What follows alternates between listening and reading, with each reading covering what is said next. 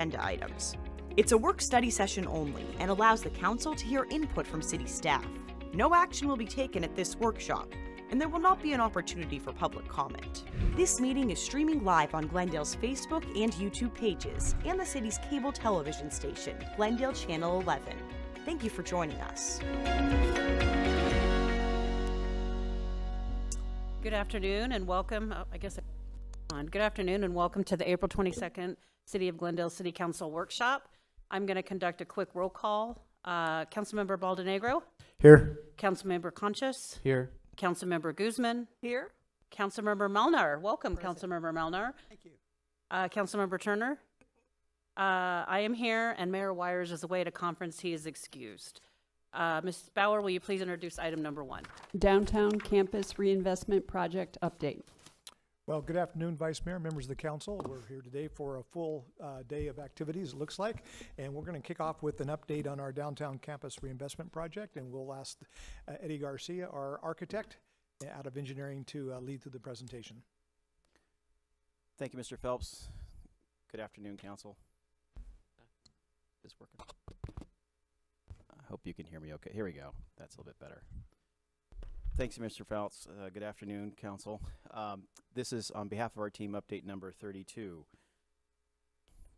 A little bit different format for today. Normally you're used to seeing sort of our webcam shot of the overall site, but we thought this would be helpful to see almost a 360 view of the City Hall site, specifically the City Hall tower by itself.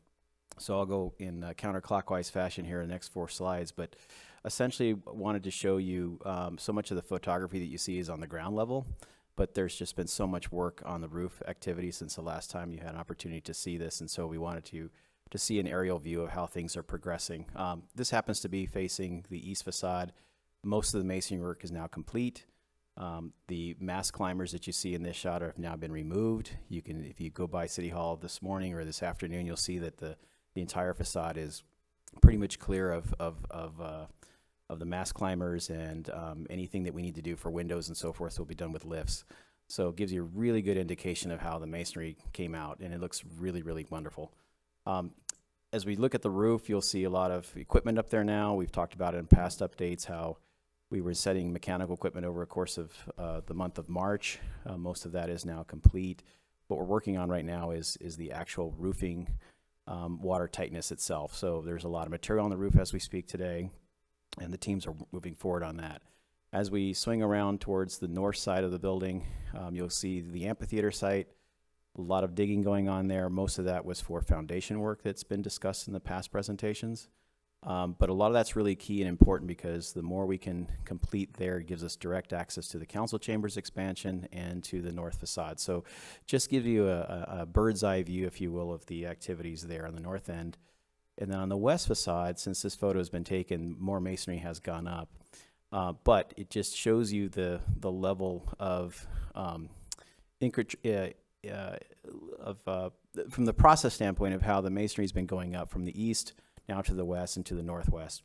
So a lot of intricate work that's being done there to get that done. So the masts will be up on this side for a while until we complete the northwest side of the building.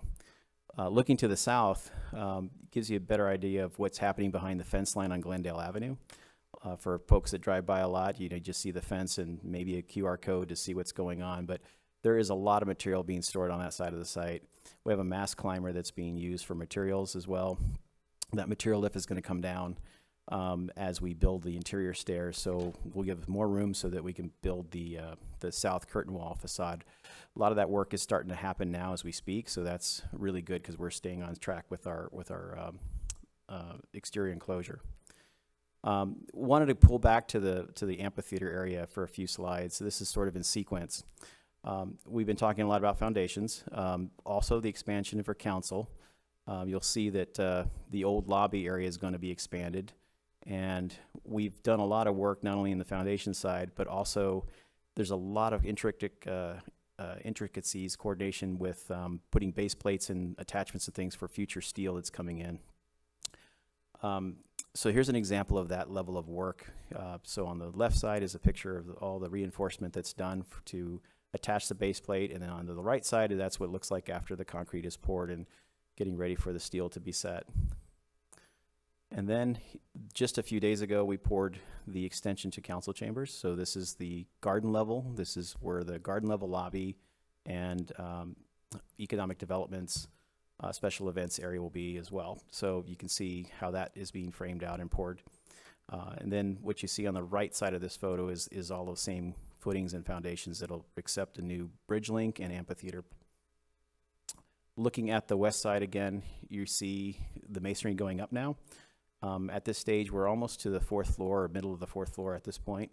So it won't be long before we turn the corner to the northwest side to complete that. So if anything, we've picked up a lot of efficiencies and speed because of what we learned on the east side of the building. So as we've gone through, we've picked up some, just some nice techniques, all the waterproofing, et cetera, all those things that we spent time on trying to figure out is now much more in rhythm with the project. Moving to site work, specifically in the driveway that's between the parking garage and the City Hall and Chambers. If you recall, we put in what we call a force main. So in attempts to help alleviate stormwater issues in the amphitheater area and things that happened over the past where we had some flooding, we now have a stormwater lift station, a force main that connects it to Glen Drive. So this is the pour back, the concrete topping for all that work that's buried beneath us. So that completes that phase of the project. What's really important about all these activities, though, is it allows more of that, the expansion of the chambers and the work for the north facade of City Hall to continue, which helps a lot. One of the things we wanted to pause on just briefly is that although it's very important to talk about, this is a critical tool that we use in the process of building. So what you're seeing on the right is what we call our VDC model. It's a virtual design and construction model. And it is taken from the architect's drawings, and it's all done in three-dimensional work. It's a parametric model that we use to coordinate the work. And this was a time and place in construction industry where all this was done very much by hand or analog, 2D work. So what you're seeing is the 3D world in virtual study, so we can coordinate all the piping systems, mechanical systems, et cetera, and it helps the contractors in the fabrication process work so that we know where things fit. And on the left is the actual result. So this is the same floor, same study on the right, and then in actuality on the left. So it's important because there's just a lot of coordination that goes into it, and it helps inform us as a body to understand where there's conflicts and how do we resolve them in a more timely manner and cost-efficient way. So just gives you an idea of the amount of coordination that goes into this process. And then this is the second floor actually, and how it's coming along with framing. It's going to use that same process. That process is also complete for 100% of the building now. So all the floors have gone through that coordination. So now it's into the shop fabrication and installation process. So floor by floor, all that work, all this coordination is built off of that software. And I talked a bit about informing us. Well, we've informed this body over a number of months now of what's happening in the field and things that are coming up and so forth. But in real time, it helps us with our team and to inform our leadership as well to understand what things we're running into. And it just helps for a better understanding of the transparency of things that we might be anticipating that we may need to address, or things that are going really well. And if anything else, it's just eyes on the project to help us understand where we are in the process. So it's been a really helpful tool. One of the things that's going on as well simultaneously with all the interior floors being built out is the north stair. So this is the communication stair from the garden level up to the fourth floor. It's going to be our premier showcase stair, so it's going to be very transparent. There's some daylight at the top of the fourth floor that'll bring natural light down to that stairwell. But they're starting from the bottom level up.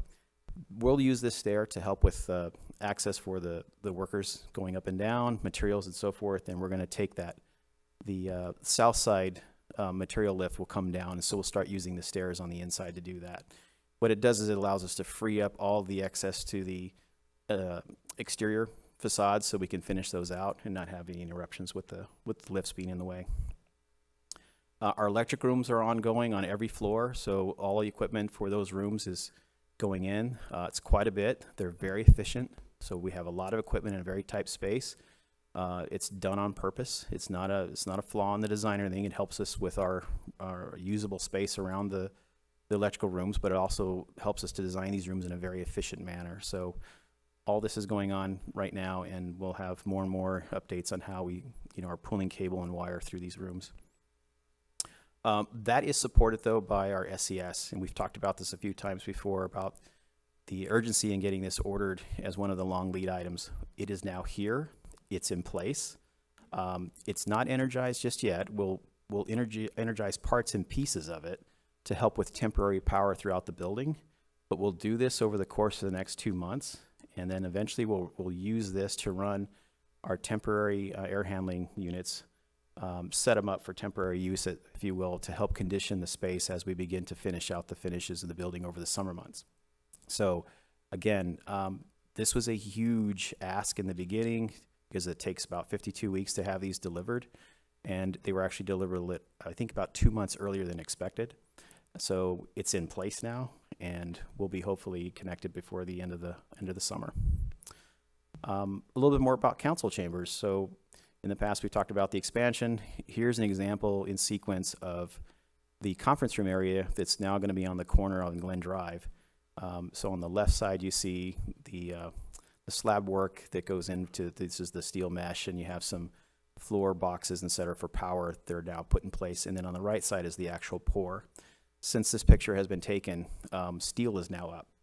So if you drive by or if you walk by this afternoon, you'll see the corner is now being formed. So the steel is up, and it won't be long before the masonry goes up as well. So the mast climbers that were on the City Hall east side have now been moved to council chambers, and will begin to address the exterior skin of City Hall. The big thing, though, was last time we talked about was the roof. We had some deficiencies in the sheathing that were existing for 40 years or so. So rather than trying to put a Band-Aid on it and put new materials on a substrate that was essentially old and deteriorating, we replaced it. So we removed all of the sheathing that was on the roof. We took all the insulation down. This is the view looking from the inside upwards, so you can see all the beams, etc. And they're in really good condition. It was just the sheathing that was bad. So that has now since replaced. This is an example of it almost at 90% complete, but all of this is brand new sheathing. So it's the new substrate, and then we'll provide the waterproofing insulation, another protection board system on top of that, and then the actual roofing material itself, which is a metal roofing system. So hopefully we've resolved all of the past issues, leakage problems, gutters that got clogged, everything. We took all that stuff out so that it would drain properly. So that's a huge plus in catching that early on in construction. What's going on in the council chambers level? Not a whole lot right now. Right now it's in protection mode, but we took down the old projector, and the contractors are using it as an access point to get into the interstitial space between the roof and ceiling. We think this might be an opportunity to create an access panel in the future so that if facilities need to go in and work on any of the units up there, they could take a scissor lift to the top. Otherwise, they would have to take a access ladder on one of the ends of the room here, climb up to a catwalk. It's a little bit arduous. It can be done. It's been doing that for 40 years, but this might be a better way to get equipment up and down pretty easily if we had to. That's one of those kind of nice finds happens when you run into a little bit of a diversity of a roof condition, and it's like, well, wait a minute, we have an opportunity to get some access to it. So that's one of the pleasant surprises when you get that. So we've talked about a lot what's in progress. So the schedule, yes, we're maintaining yellow right now because we just want to be cautious. Hopefully we'll learn more by the time you get back in August with a little bit more predictable schedule of where we're headed. But City Hall is progressing really well now. We're in rhythm, as we mentioned before.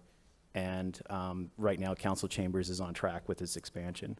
But next month, and actually starting in the next week or so, we already have steel arriving for the expansion of the Council Chambers. But early May, we're expecting the first shipment of steel for the amphitheater. So that's really huge because we'll be able to hopefully set columns before the end of the month, if not first part of June. And you'll start to see the scale of the amphitheater pavilion.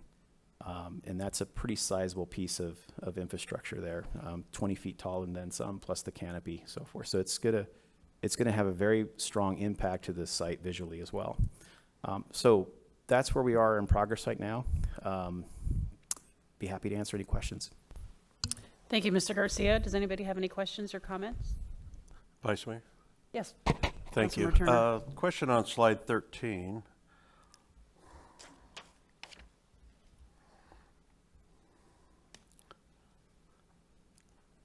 Here we go. Which on the right-hand side is a great interior view for us. The ductwork overhead, will that remain exposed, or will there be a drop ceiling through the employee spaces, or how will that be handled? Vice Mayor, Council, and Councilmember Turner, no, there will be a ceiling. This is just the interstitial space right now. Very good. Thank you. Any other questions or comments? Okay, thank you, Mr. Garcia. Thank you. Ms. Bauer, will you please introduce item number 2? Zoning text amendment, ZTA 25-XX, digital billboards along the Loop 303. Vice Mayor, members of the council, here to provide staff report is Tabitha Perry, Deputy Director, Development Services.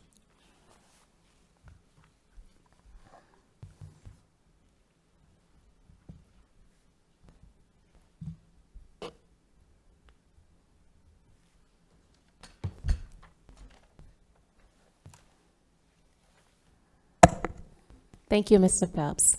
Good afternoon, Vice Mayor and council members.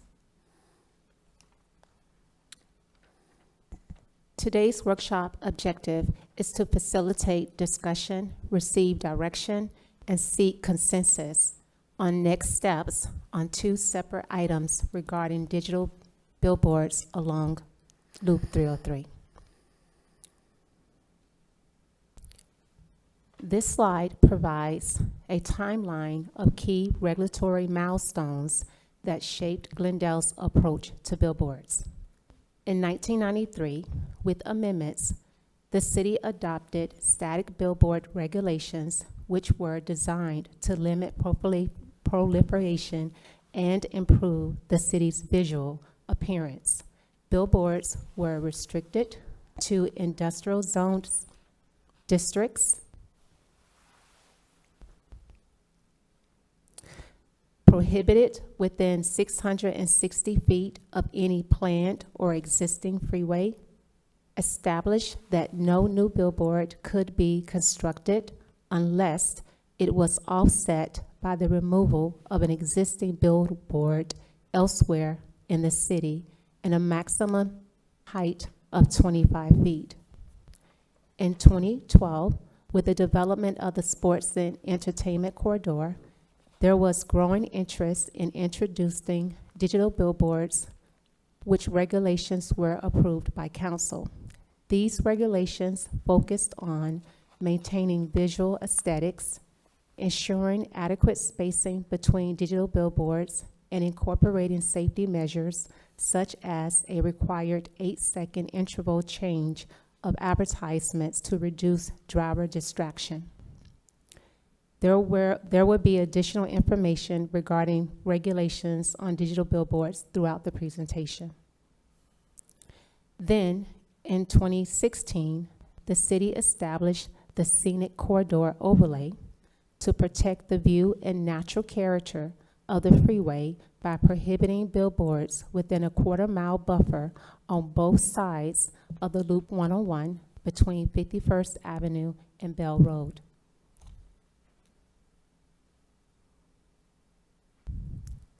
The discussion for consideration will focus on when the UDC was under review and adopted, there were several unknowns about how digital billboard standards would apply to Loop 303.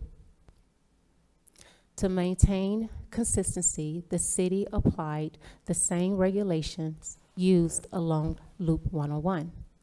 Since that time, staff has received multiple inquiries seeking clarification on the allowance of billboards within existing approved PADs, others requesting if there is a potential to relax the digital billboard regulations to allow for more signs along Loop 303.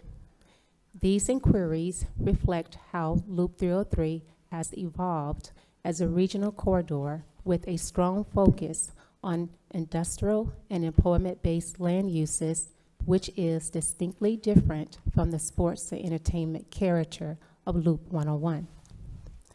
The questions before council are, is there a consensus to allow at a minimum one digital billboard by right per existing approved PAD with any additional billboards requiring to meet adopted regulations? Also, should we continue with a one-size-fits-all regulatory model as it exists today, or should we explore a context-sensitive approach that reflects the unique character of Loop 303? This map provides visual and context to assist and will be used as a framework of the discussion. The map depicts existing approved PADs and existing billboards along Loop 303. The legend outlines static and digital billboards located within the city limits and static and digital billboards located in the county.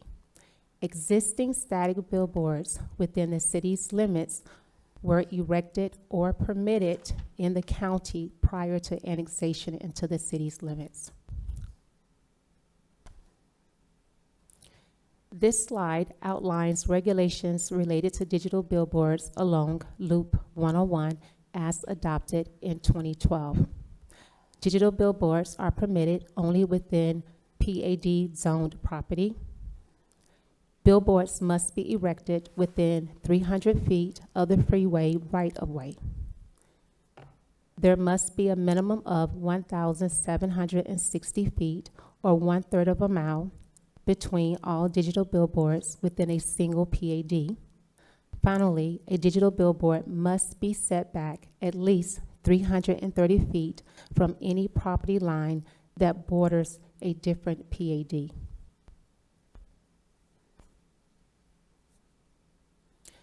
This slide highlights how development standards are applied within a planned area development, commonly known as a PAD. In general, all key standards, such as residential density, lot sizes, building setbacks, lot coverage, building heights, and permitted land uses, are flexible and may be established as part of the PAD approval process. This provides applicants with some level of customization while still aligning with the city's overall planning objectives. However, there is a specific exception to this flexibility.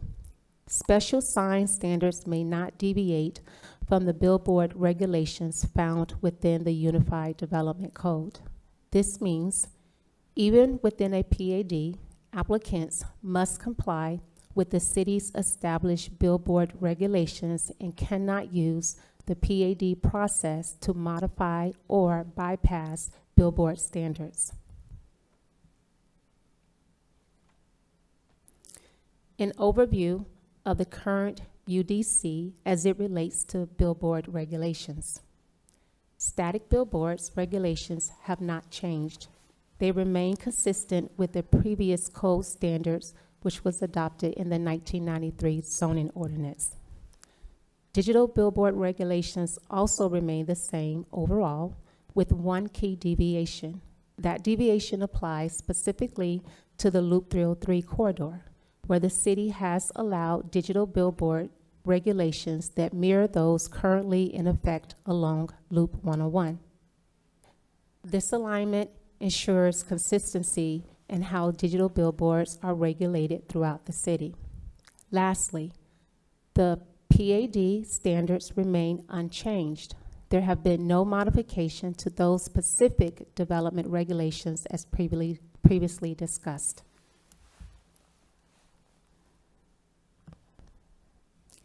Based on existing UDC regulations within 330 feet setback from adjacent property lines and the 1,760 feet between digital billboards on a single PAD, this map depicts all the existing and possible digital billboards regulations rights. 2 PADs would not be permitted, a billboard based on today's regulations. As you can see in that map, they're identified and shown with red stars, which would be Cotton Properties in LP Bethany.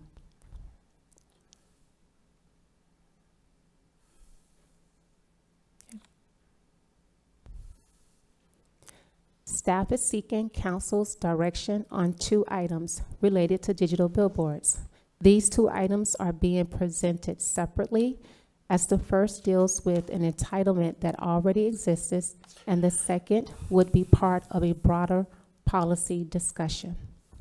First, we'd like to confirm whether there is a consensus to allow at least 1 digital billboard by right as contemplated in the approved PADs dated prior to December of 2023.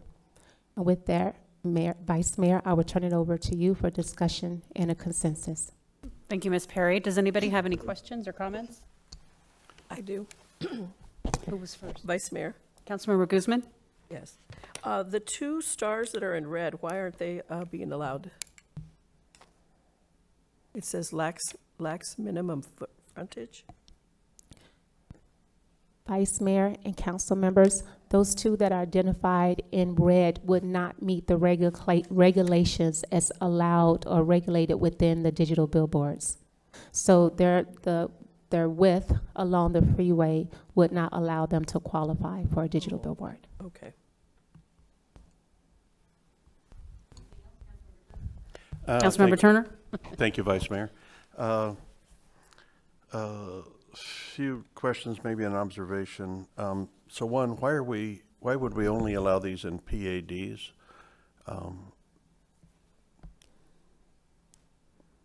Vice Mayor and council members, I'll go back to 2012 when digital billboards was originally regulated along the Loop 101. During that time, most of the developments that came into the city required or requested a planned area development approvement from council.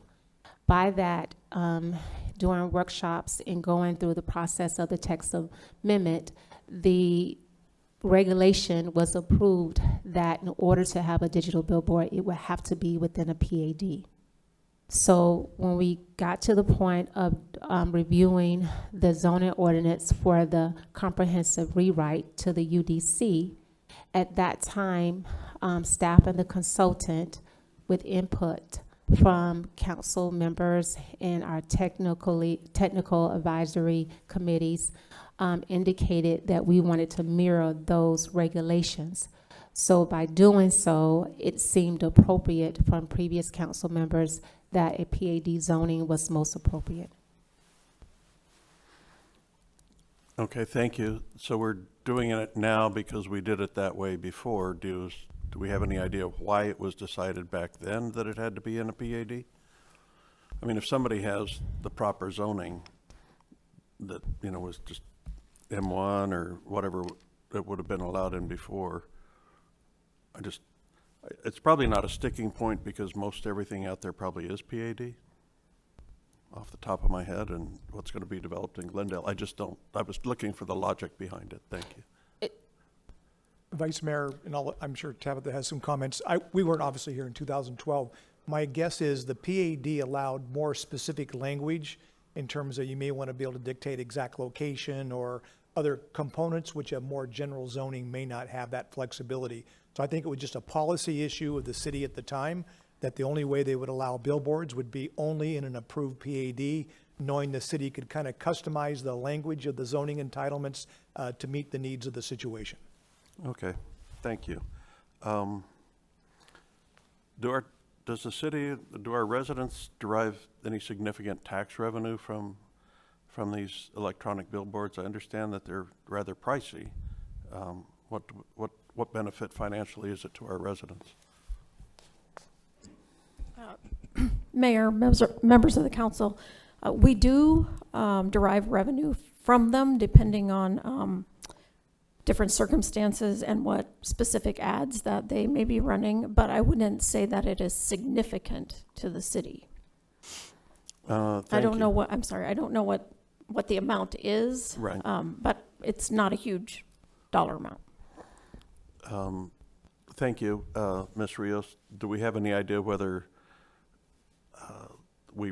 what we receive is commensurate to what other cities across the country are probably getting from theirs? Is that a revenue opportunity for us if we were to look at that for our residents and get some parity maybe? Mayor, members of the council, I haven't done any research to look at what other rates are for billboards across the nation or even here within the valley. But they're typically, well, we have sales tax, so that's just based on our own sales tax rate. And then the other revenue we generate is from billboards that are on our own land. And so those are the two ways that we can generate revenue. These being on those PADs, the only thing they'd be subject to, I believe, would be sales tax. Right. Vice Mayor? Yes, Mr. Phelps. Councilmember Turner, one thing that we've talked about, mirroring the same condition of allowing public use for public meetings. As you know, we were able to remind our citizens along our digital billboards along the 101 of civic things that are taking place. Okay. And we've talked about making that a similar condition of the process, is we can incorporate that. I think staff's already talked to some of the companies, and it sounds like they would be willing to do that. I think that plays a little bit greater importance than even the 101, because it's so hard for us to communicate oftentimes to our businesses and people that are in the far west part of our area. But that, assuming that the council would go forward with some type of adoption of the regulations, if it was the desire of the council, we would make that a requirement to, again, mirror the same kind of conditions that we have in the Loop 101. Okay, thank you, Mr. Phelps. So a certain amount of billboard time being available for public service announcements? Okay, so I'm trying to look what's in it for our residents, and that does have some value to it. And, maybe finance would want to look at whether or not there's some way to capitalize on that. And then the only observation I had is I did take a drive out there recently just to look it all over again, and then I was just looking at it on Google Earth, and even though the white tanks are really quite beautiful, the 303 is kind of far away from them, and once the 303 gets lined with the warehouses and that type of construction out there, you're not going to be able to see the mountains and the pretty view anyway. So I would just say for myself, I would have a hard time justifying a scenic boundary or anything like that for it, like we have on the 101. The 101, because of the direction it's going, looking at the mountains and the mountains being much closer and all, that scenic byway made more sense, but I would have a hard time justifying it on the 303. Thank you. Thank you, Councilmember Turner. Anyone else? Councilmember Melner? Thank you. I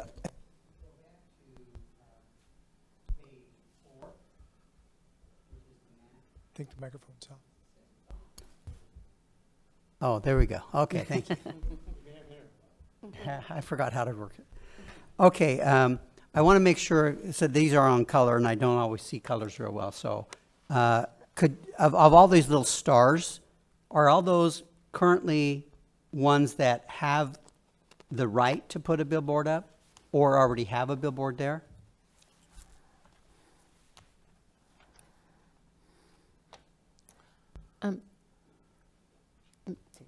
Vice Mayor and Council Member, if I may, can I go to the other map? It may help me explain it a little bit better. Okay, which one? Okay. That would be on slide 8. Oh, okay. As you look at this map, specifically for the Loop 303, it depicts existing digital billboards as well as, I guess it's like an orangey color star of the other billboards that potentially could be constructed on these properties because they would meet today's regulations. Okay, and so the purpose of doing this ordinance today, or this consensus to move forward on this, would be to do what then if they already have that access? Vice Mayor and Council Member, the first request for a consensus would be so that the 2 PADs that are depicted with the red star would be allowed the right to have at least one billboard by right, then any other proposal for digital billboards would have to meet the regulations as outlined within the UDC. Okay, so we're just talking about the 2 stars, and they would be allowed to have 1 there?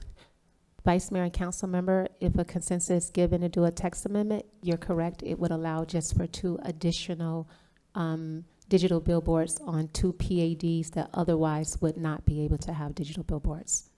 And can you point those out on the map, which ones those are?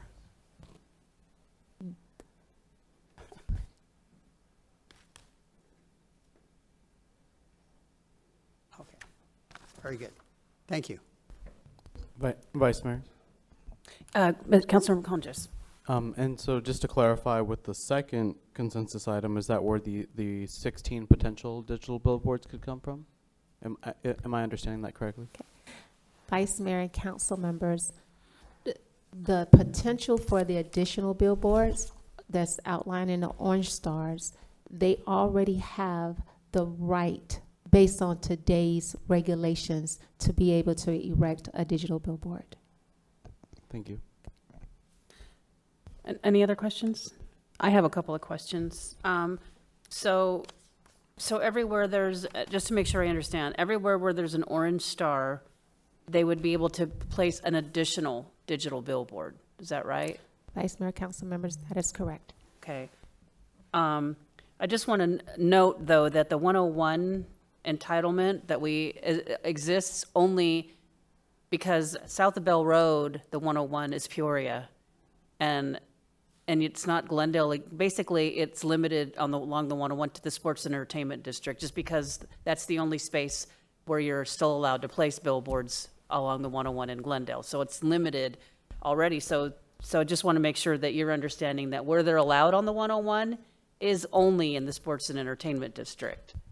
So not all along the 101, because between Northern and Bell, that's all Peoria along the 101. So I guess I just want to understand is that when they came into the city and whatever their probably R43 was what most of these are, agriculture, whatever the zoning was, and when we did the annexation and a zoning case, could they have requested an entitlement at that time when they wrote their PAD for a billboard, or did we not allow that? Vice Mayor and Council Members, for the process of a PAD, one of the exception is that you cannot outline your own regulations for digital billboards. Okay. So they did not have the ability within their entitlements based on their parcel size to have an exception for council to approve a digital billboard within their PADs. Also is worth mentioning again is that when those 2 PADs came in, the city was still finalizing the adoption of the UDC.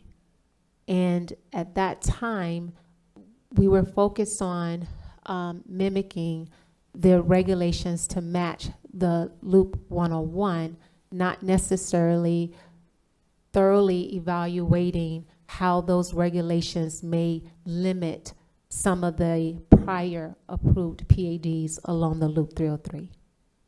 Okay, well, the limitations along the 101, I believe, at least at the council that was in place at that time, were intentional, though, to limit billboards only in the sports and entertainment district. So I just want to make sure everybody here may not have been aware is that the intention was to limit billboards to that, specifically to that area and nowhere else.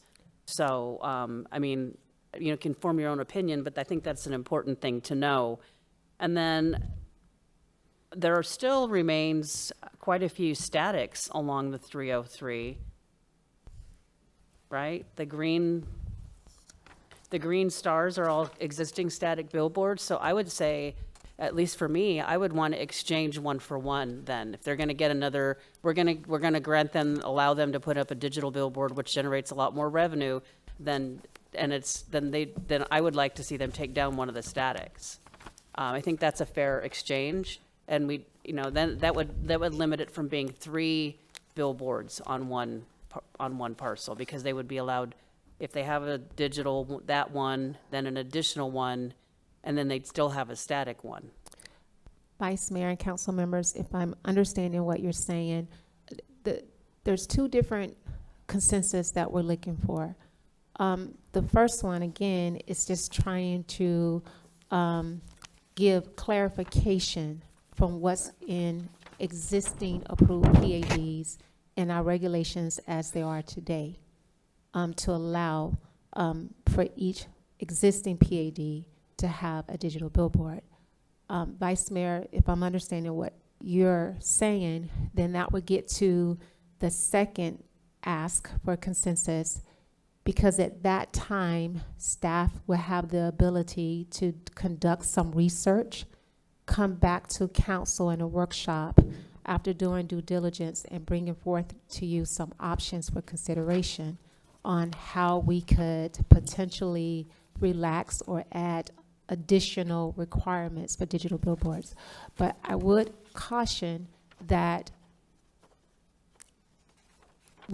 staff would have to be mindful, as if we were to come back with new regulations, that we may not have a Prop 207 where we're removing some rights that was already granted initially. So I understand what you're saying, and it would be something that staff with the consultant can go back and do some due diligence and bring that portion back before council for further discussions. So if I understand it correctly, they're asking for a right that doesn't exist at this point.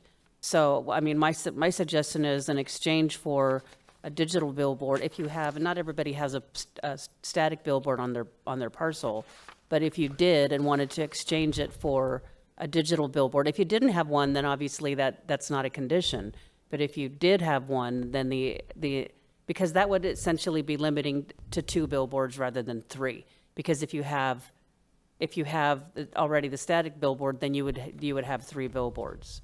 So I would like to see that, at least that be part of the conversation, is that, because they would have to agree to it. And I think as long as everybody agrees to it and they sign, waiving their, because we're giving them something that's a right that they don't have in exchange for taking down one of the static. And I know cities are doing that all over the place, and Peoria's in the process of doing that right now with some digital billboards, is taking down some static boards in exchange for putting up digital, which you can advertise a lot of different things all in the same place, and they generate a lot more revenue. So I think that would be, I don't know whether everybody agrees with that, but I think that's a fair exchange for somebody who already has a static billboard. If they want to put up another digital billboard, that we would figure out some legal document and some way to get that done. If it's acceptable, Vice Mayor and council members, I have notes on that. We will, as we proceed forward, provided we have a consensus, we will come back and have further discussions in regards to that, and then receive some legal input as well. Okay, thank you, Ms. Perry. So I guess, are there any other questions? No? Okay, so the first thing you need a consensus on is the by right allowance. Vice Mayor, that is correct. So do we have a consensus on the by right allowance? Councilmember Melnar? Yes. Yes. Everyone agrees? Okay, I agree with that as well. And then a consensus on the future regulatory review. Everyone okay with that? Yes? Yes. Yes? Okay, you have your consensus. Thank you, Ms. Perry. Thank you. Ms. Bauer, could you please introduce item number 3? Proposed water services rates update 2025 water, sewer, stormwater, and urban irrigation rates. Vice Mayor, members of the council, here to provide a staff report is our Director of Water Services, Ron Serio. Ron?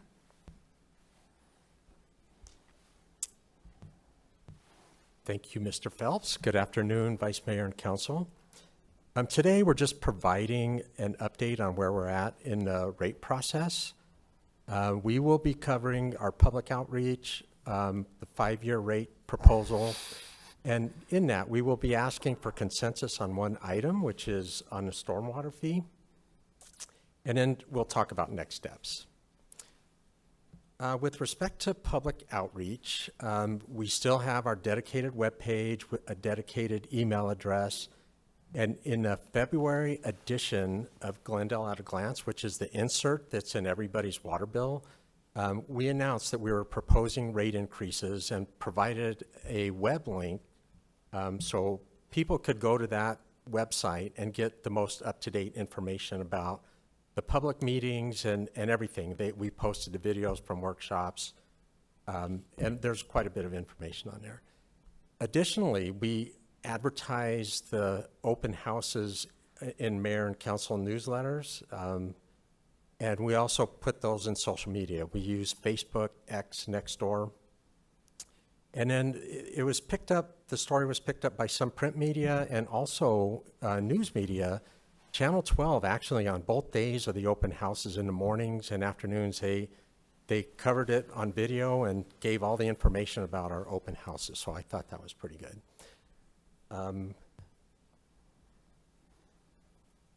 Option 2B, back in February when we initially presented this, option 2B was what there was council consensus on moving forward with, and this is what was brought to the public meetings. But, well, first let me just say, we also brought this to our Citizens Utility Advisory Commission, and they also supported this option as well. But during our presentation at workshop in February, Councilmember Turner brought up a point that the stormwater fee, which we proposed $3 per account, that there may be some inequities for like apartments or larger facilities, commercial apartment facilities, where they're still paying $3 but may have a bunch of units. So we did look into that and came up with some additional options. So the option 1 on the top, that's what was currently proposed, which was $3 flat rate per account. And if you look at that on the far right column, if you look at the allocation or revenue distribution, 88% of the revenue for this rate was coming from single family residential and only 12% from commercial, sprinkler, and apartment customers. So when you look at our current rates and how the revenue from our current rates are allocated, it's 60% single family residential and 40% all other. So there was a discrepancy there. So we came up with the other two options. The first option I would like to describe is option 3 at the bottom. And that one is based on, the stormwater rate is based on the size of your meter. So the bigger the meter, the more water you use, the more you pay. But then when we looked at the allocation of revenue on that, it was still more weighted on the single family residential side.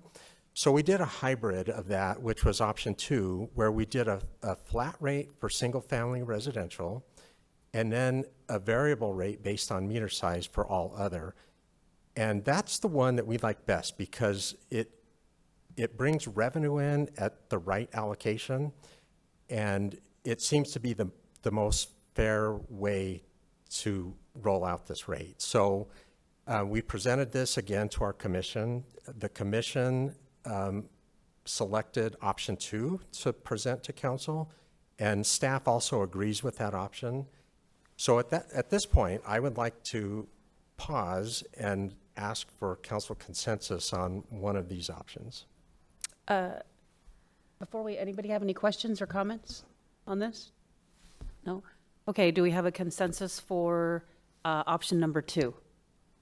Yes? Yes. Okay, thank you. And good work, Councilmember Turner. Thank you.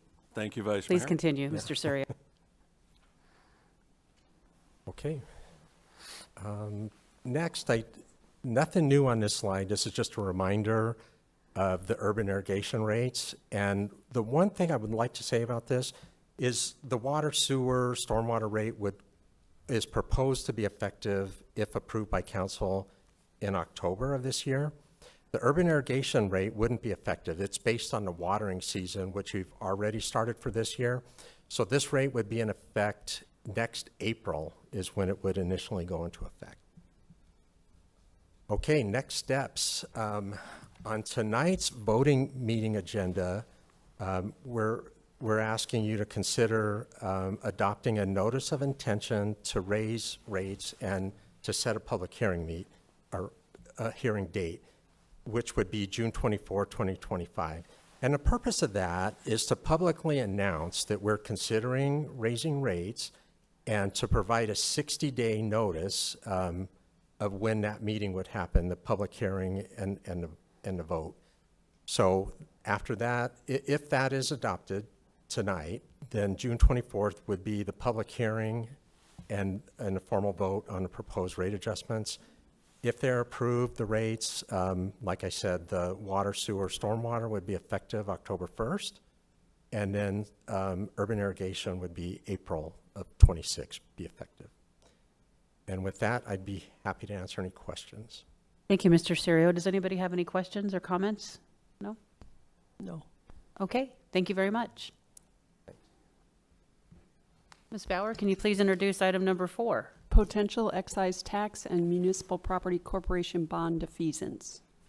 Vice Mayor, members of the council, here to provide staff report will be led by Levi Gibson, our Director of Budget and Finance.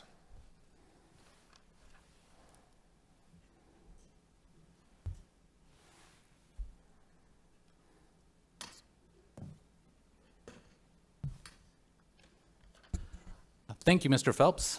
With today, we have a presentation on an excise tax refunding and a potential cash defeasance. And I have with me today Mr. Kurt Freund from RBC, who is the city's underwriter. With that, there is an opportunity within our senior lien excise tax obligations to refund our 2015A obligations. Currently, we have an estimated savings based on current market conditions of about $1.6 million through this refinancing opportunity. Additionally, in conjunction with the RBC Capital Markets, staff has identified an additional opportunity to lower our debt service payments on our outstanding excise tax debt portfolio through a defeasance of some existing higher interest rate debt obligations and replace these with new money issuance at lower rates. So the city has previously done this back in 2023, and that generated about $2.5 million of debt service savings to the city. So with that, I'll turn over the remainder of the presentation to Mr. Freund. Great. Can you hear me? Is that on? Very good. Thank you. Good afternoon, Vice Mayor, council members. Nice to see you all. As Levi just mentioned, the city has done this, both aspects of this financing before. So one aspect is just doing a refinancing of existing debt where you issue new debt at a lower interest rate. You use that money to pay off higher interest rate debt, and as a result, you realize debt service savings.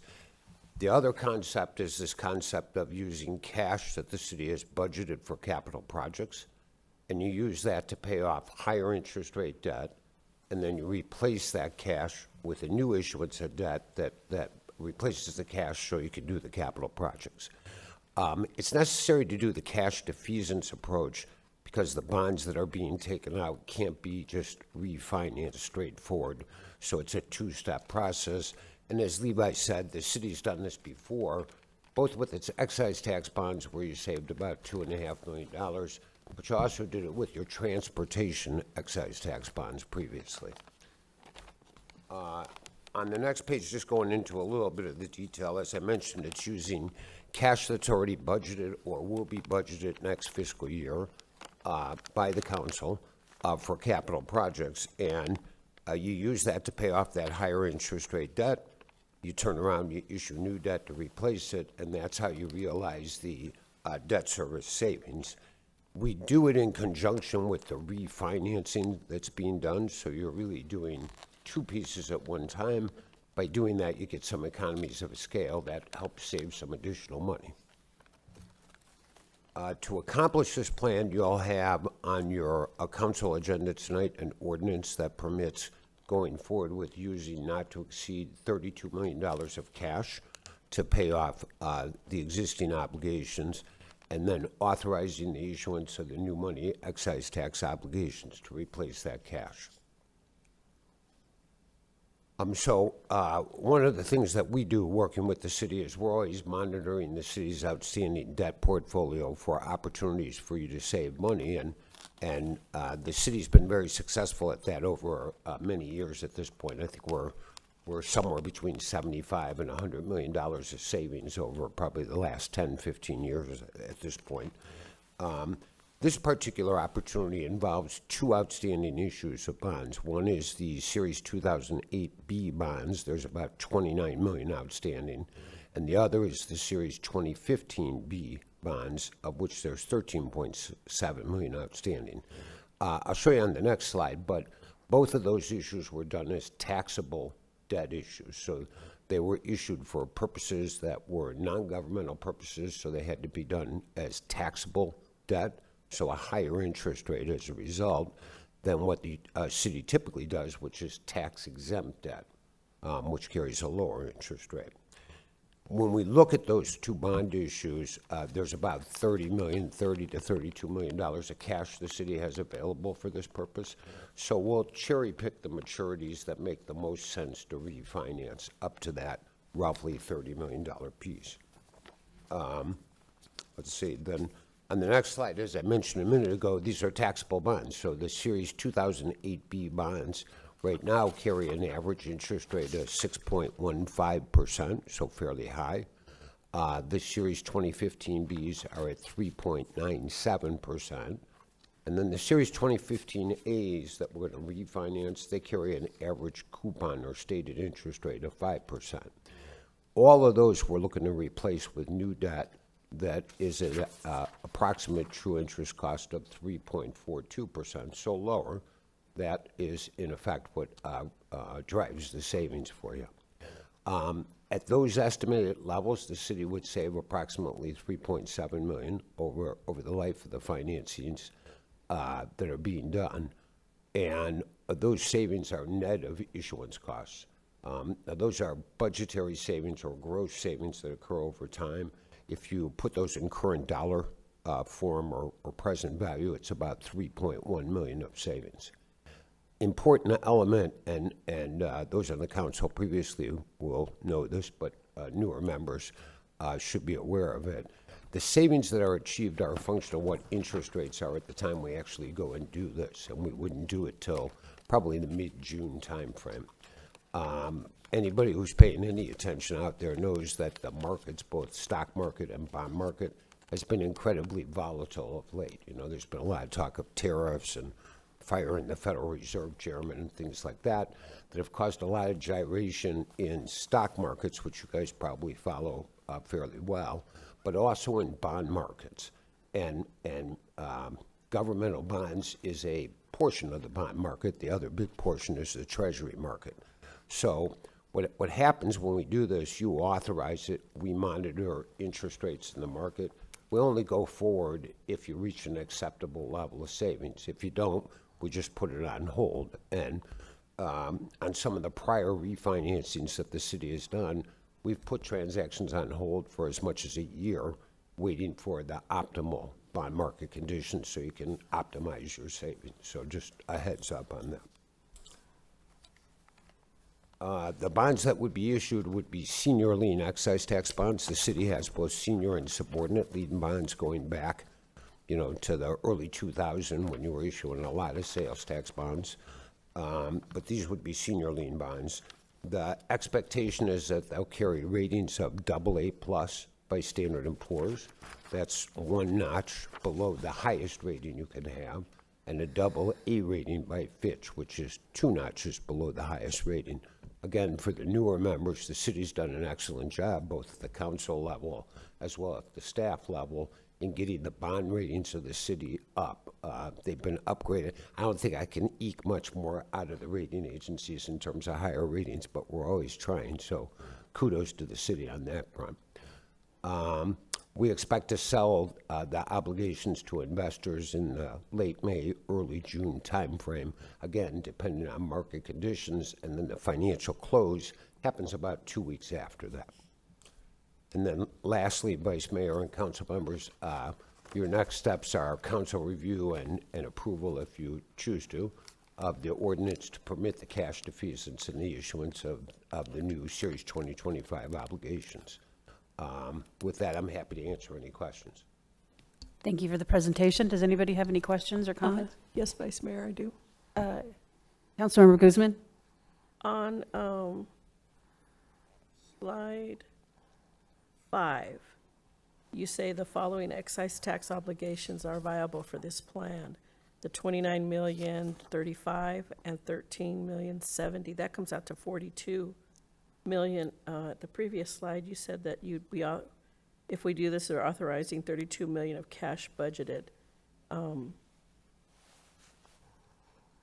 Those totals, they total more than that. Right, what's the disconnect, right? Yeah.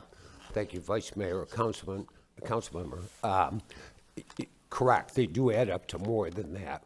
What we do is that second bullet on that page 5, what we do is we do only the most economically viable maturities. So all of those maturities are eligible, but we'll only pick the ones that work the best. Which ones work the best is driven by market conditions, so we create that flexibility, but the maximum cash that can be used is 32 million. Okay, so it's not going to go over that, okay. Yeah. Okay. Councilmember Turner? Thank you, Vice Mayor. So we'll be taking some of our cash on hand and basically paying off old bonds at a high rate to buy new bonds at a low rate. How long will the cash on hand, and then the money we get from selling the new bonds at a lower rate will go back into, our cash account. How long will our cash on hand, this 33 million, how long would it be tied up? Vice Mayor, Councilman, so you'll use the cash, you'll issue the new debt. The new debt will close roughly a week to 10 days after you've used the cash. Is that the question you were asking me? Yeah, I think so. I realize, so our old cash goes to pay off the bonds. We'll get new cash when we sell the new bonds. We're not going to have our cash account tied up to that 33 million or some portion of that for 6 months or a year. It will happen within a week or 10 days? Correct. What'll happen is the cash that's used to pay off the debt by legal covenants for those debt obligations that are being paid off, it has to be put into an escrow account held by a bank. And so it'll be put in an escrow account with the bank trustee that you use for your bonds. It'll be invested until the existing obligations are paid off. Those existing obligations will get paid off within no more than 90 days. And it's no more than 90 days because, again, you look to optimize the best use of the cash. So if you can put the money in the bank account for 90 days and earn an interest rate that's higher than the interest rate you're paying off, you do that. If you can't, then you pay them off immediately. And again, that's market-driven because interest rates are changing every day. Okay. But it's not a long-term obligation against our cash while we're waiting for Correct. prime Correct. market conditions. And what happens, just to further tie that together, when you put the money into the escrow account, the city no longer has a legal liability to pay those obligations that are being paid off. A bondholder's only right then is to the cash in that bank account held by that bank trustee, recognizing that the city has no right to reverse it at that point. Right? Your obligation to pay the debt is gone because you put the money in a bank account that gets invested until the debt is paid off. The debt gets paid off, you have new debt that replaces the debt that gets paid off, but the interest rate is lower, so you save money. Thank you. Yeah. Councilmember Conchas? Thank you, Vice Mayor. At a time when we continue to ask our residents to shoulder more through rising rates, service fees, cost of living, inflation, tariffs, et cetera, I'm so excited, and thank you to the staff for proposing this and finding ways that we can save money. Thank you. Anyone else? I do have one question. So if the money goes into an escrow and whatever we use for whatever bank we use, and if one of the bondholders wants to call their bonds, then that's how the transaction's handled through the escrow, or once they're okay. Vice Mayor, thank you. What happens is when the city effectuates this, when it does it, it puts the money into the escrow account.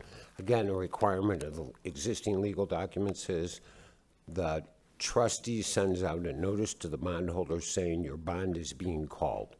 the option is yours, the city's, not the bondholders. So a notice gets sent out saying the bonds are being called and they'll be paid off on whatever the date is that's the call date. Okay, very good, thank you. Any other questions? And you don't need consensus because that'll happen tonight at the voting meeting, correct? That's Okay. I just have Uh, one more question. Vice Mayor. Councilmember Guzman. When you mentioned earlier with Councilmember Turner, when the money's put into the escrow, the city is no longer making a payment on those bonds, right? Vice Mayor, Councilwoman, that is correct. Even though it's in escrow for maybe 6 or 30 or 90 days because of the fluctuation? Correct. So Okay. when you put the money into that escrow account, the day it goes in, it gets invested Right. in government obligations, basically treasury securities. And at that point, it's in that account for the benefit of those bondholders. Right. The city's liability relative to paying the bondholders is extinguished at that point because the money's in the account. Okay. So you no longer have an obligation to pay principal and interest, and a bondholder doesn't have a right to come back to the city. So we're saving money there also? Correct. Okay, thank you. Okay, thank you. We've gotten great advice from our staff and RBC, so thank you. Save the taxpayers a lot of money over the years. Thank you. We'll see you tonight. Okay, Ms. Bauer, could you please introduce item number 5? Discussion of community survey results on a potential 2025 special election for Geo Bond Authority. Vice Mayor, members of the council, here to also lead this next discussion is Levi Gibson, our Director of Budget and Finance. Thank you, Mr. Phelps, City Council, council members. Happy to be here to talk about our potential Geo Bond election for 2025. This first slide contains the timeline for a 2025 special election. The County Elections Department requires that we, the city, notify them by June 7th of our intent to hold a November special election. By June 8th, council must adopt a resolution referring the questions to the ballot with ballot language due on June 9th. All for and against statements must be submitted to the city clerk by August 6th. The publicity pamphlets and early voting ballots will be mailed by October 8th. And this year, the election day falls on November 4th. The agenda for this presentation today will do a brief overview of our general obligation bond program. We'll discuss some survey results related to a survey that was conducted earlier in March. And then we'll look for council discussion and consensus on whether to call for a 2025 special election. So as a reminder to the public, our general obligation bonds are paid for using funds received by the city under the secondary property tax. All GO bonds must be authorized by voters, and the Arizona Constitution contains limits on how much debt can be incurred by the city based upon the net assessed full cash value of all property located within the city. Our general obligation debt may not exceed 20% of net assessed full cash property value for water, sewer, public safety, streets, transportation, and open space and parks. It can also not exceed 6% of net assessed full cash value for general municipal purposes. As a reminder, the primary property tax levy can be used for any general fund expense. And under the state statutes, there's an allowable 2% increase per year. Under the secondary levy limit, the debt service is only on general obligation bonds. And currently, we have a flat levy. This assumes a slight growth for new construction. As a reminder, the City Council adopted a debt management policy in October of 2020. This is often referred to as the flat levy policy. The policy states that the council will not issue new general obligation bonds if the levy amount required to pay the debt service on the city's existing GO bonds plus the new GO bonds exceeds the amount of the current year tax levies plus up to 2% for growth. And as a reminder, this growth is for new property that is being added to the tax roll through construction. You've seen this slide before in many of our presentations, but this is a history of our secondary property tax for the city. As you can see, the growth year over year is relatively flat and is associated with new property being added to the tax rolls by the county assessor. This chart represents the amount of existing debt service, principal and interest, payments for all our outstanding debt. As older debt is paid off, the city is able to issue new debt without increasing secondary taxes. And you can see that as it trends down, we gain the ability to issue that new debt. So for your knowledge and the public's knowledge, this is our remaining bond authority for our 4 categories of our current authorizations. The Parks and Rec authorization currently has $0 in remaining bond authority. The Flood Control Authority currently has about $1.875 million. Our Government Facilities Authority is approximately $3.7 million, and our library is currently at $6.1 million. That final column in this chart represents the anticipated need over 10 years, which includes our 10-year CIP, plus some increases based on the unknowns of inflation and construction costs. With that, I'd like to turn over the presentation to Ms. Rios to talk about our survey that was conducted earlier in March. Thank you, Mr. Gibson. So back in January, we talked to the council about engaging a community engagement consultant, which is High Ground, or was High Ground. They are a professional, or they have a professional polling piece of their company. And we also engaged with a group called Trust for Public Lands, which is a nonprofit that helps cities, counties, and other entities pass park bonds or bonds for open space and that type of thing. That's their charge.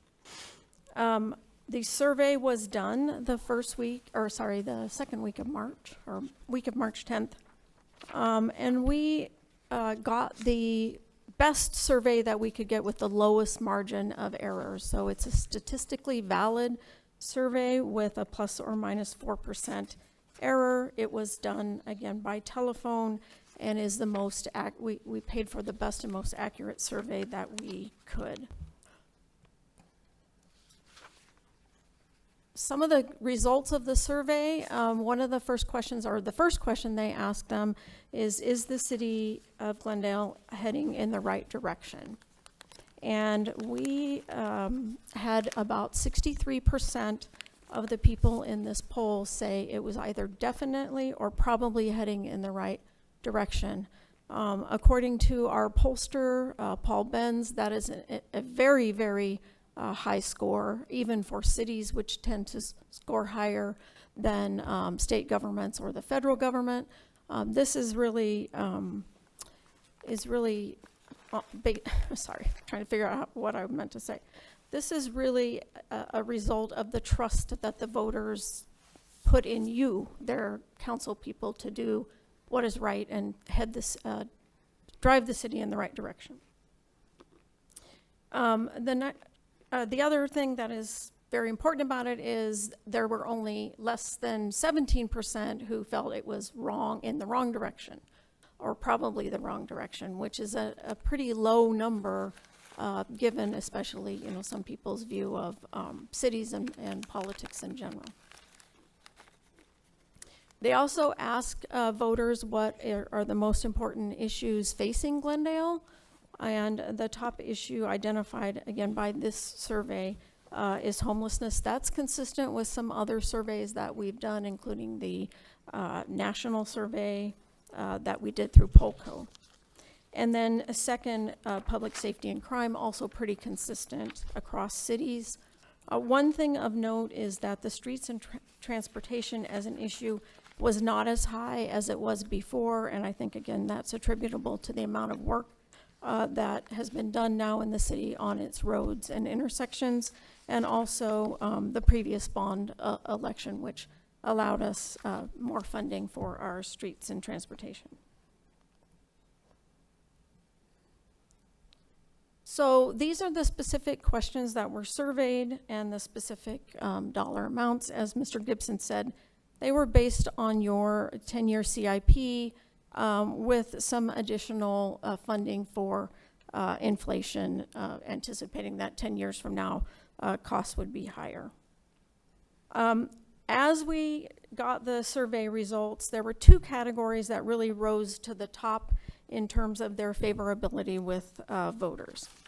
And so similar to the last election, staff is recommending that we focus on those two potential bond questions, which are the two that are listed first, $35 million for city operations facilities and $30 million for flood control. Again, these rose to the top in terms of priorities for this group that was surveyed, and that survey is also important to say that it's for likely voters in an off-cycle election. We think that, and it recommend that we would consider doing the parks and libraries in 2026, because at that point you'll have a different demographic. You'll have more voters tend to come out in those midterm elections. Also gives us additional time to focus on putting together a package for that and work with Trust for Public Lands as well. Wanted to spend a little bit of time today talking about the bond committee. We do have a committee that is being formed. I think everyone here has nominated someone to be on that committee. And their swearing in is probably this evening. We see the bond committee as the opportunity to really make these people our subject matter experts on the bonds. It would take them on a deep dive, as we say, into how we issue the bonds, how can we issue them without raising taxes, what we've been doing with the bond authority that we already have, which I think is important to voters to know what has been done with the bonds that they have authorized in the past. Subject to the availability of the bond committee and the staff to run the bond committee, we anticipate starting meeting in May, and again, we talk about what bonds are, what are the key bond-funded projects in those two categories, and developing educational materials for the public. Vice Mayor? Councilmember Conchas? So just to clarify that the bond committee, in terms of this slide, educate is the main focus of the bond committee. Is there any other duties? Mayor, members of council, that's correct. And so with that, what we are looking for today, we have to notify the county, as Mr. Gibson said, by May the 7th of the intent to hold an election. That's coming up soon, and this was the last meeting before May 7th. And so if we have a consensus today to notify the county, we would just be notifying them that they, that of your intent to have a bond election in the fall of 25. And then staff would go back and get busy drafting the bond questions and the ballot language. That we anticipate bringing forward no later than May the 27th so that we can meet the deadline to notify the, or to send that information to the county by June 8th. We do that by coordinating with our bond attorney, with Michael Bailey, the city attorney, and the community engagement consultant on the language that that would be best for those questions. Again, we're looking for consensus to bring these two bond questions forward, one for flood control and one for government facilities. That's the operations campus as we know it. And then to consider doing the parks and libraries at a future date. To make that happen, we would do a similar poll in the beginning of 2026 and see what the voter sentiment for those questions is at that time. So that concludes my presentation. Just looking for consensus. Thank you, Ms. Rios. Before I ask for a consensus, does anybody have any questions or comments? No? Okay. Do we have consensus to move forward with the two bond questions for flood control and government facilities? Is there a consensus for that? Yes. Yes. Yes, okay. And then secondly, a consensus to consider the parks and libraries for a future bond election, and to conduct a similar poll as well in early 2026. Consensus for that? Yes. Yes? Yes. Okay, very good, thank you. All right, thank Thank you. you. That's all we need. Okay. Ms. Bowers, can you please introduce item number 6? Fiscal year 2025-26 budget workshop. Vice Mayor, members of the council, here to provide a follow-up from our prior budget workshop. Again, it'll be led off by Levi Gibson, our Director of Budget and Finance. Thank you, Mr. Phelps. Happy to be here again for a third presentation today. It's always great to go back to back to back. So with that, we'll kick off this workshop. First, our first slide is to show the budget calendar. Okay, sorry, a little delay on the slide. As you can see, this is the fourth workshop for our 2026 fiscal year budget practice and adoption. As a reminder, we will be having a voting meeting on May 13th to adopt the tentative budget, followed by a final budget adoption and the property tax levy adoption on June 10th. And then, our property tax levy, and then the final meeting for our budget process will be June 24th, where we'll adopt the property tax for the following year. Our agenda today, we're going to cover our fiscal year 25-26 budget highlights. We'll talk about changes to our operating budget, talk about some changes to our capital improvement plan. We'll go over the fiscal year 25-26 general fund transfers budget. We'll also review the 25-26 budget overview, and then we'll have a review of our general fund 5-year forecast based on all the things that have happened in our budget workshops. So these are our budget highlights for fiscal year 25-26. As a reminder to council and to the public, we have a conservative forecasting methodology. It is our practice to underestimate revenues and overestimate expenditures so that we make sure the city has conservative thinking in our budget. For the 10th year in a row, there are no property tax increases. So under the property tax rate, it's decreased annually due to that flat levy policy that we talked about previously. Additionally, our property tax as a whole has decreased from $2.20 per hundred of property value in fiscal year 16 to $1.45 per hundred of property value in fiscal year 26. We've made sure that the budget is aligned with council priorities. This includes park maintenance, ensuring public safety, and providing for city infrastructure, streets, water, wastewater, etc. So public safety increases in accordance with our current memorandums of understanding are reflected within this budget. And as a reminder, we're in year 2 of the current year MOU. We're also recommending an increase in employee pay, with 3.5% of that being a cost of living adjustment or a COLA for all non-represented employees. And then there will be an up to 2% merit increase. And again, this is for all non-represented employees. And with that, I'll turn over the presentation to Ms. Lindsay. Good afternoon, Vice Mayor, members of council. So for the fiscal year 25-26 changes to the operating budget since we last saw you back on April 1st. The April 1st workshop, we received council consensus to add a few items to the 26 operating budget.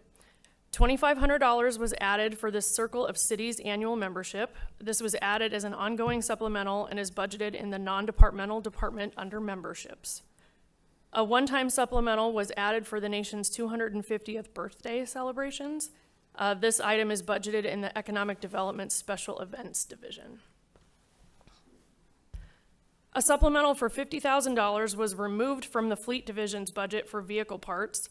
The department no longer needed the supplemental as it was a duplicate request. The requests for the vehicle parts were actually included with the 2 equipment mechanic FTE supplementals. $112,000 was added to the Budget and Finance Department's budget for the vendor validation software supplemental. We found out that Chase Bank no longer has the program where earnings credits can pay for the software. And because the software is critical to avoiding fraudulent banking transactions, the supplemental was added to the budget. A one-time supplemental for $20,000 was added to the non-departmental department budget for maintenance of the house at Manistee Ranch. Since that supplemental has been added, council has received additional information regarding the maintenance of the house at Manistee Ranch. So at this time, we're just looking for council consensus regarding the one-time $20,000 donation to the Glendale Historical Society for continued maintenance of the house at Manistee Ranch. Vice Mayor? Councilmember Conchas? Yes, thank you, Vice Mayor, and thank you to the council for the consensus in order to put this $20,000 into the budget, and thank you to the city manager and to the staff for reviewing this request. I am extremely appreciative on behalf of the Cactus District, and also with discussions with the Historical Society president, I am comfortable with asking the City Council to remove this supplemental budget request, and I hope that in the future, when there are maintenance issues that do need to be financed, that the council can provide the same support they did this year. Thank you.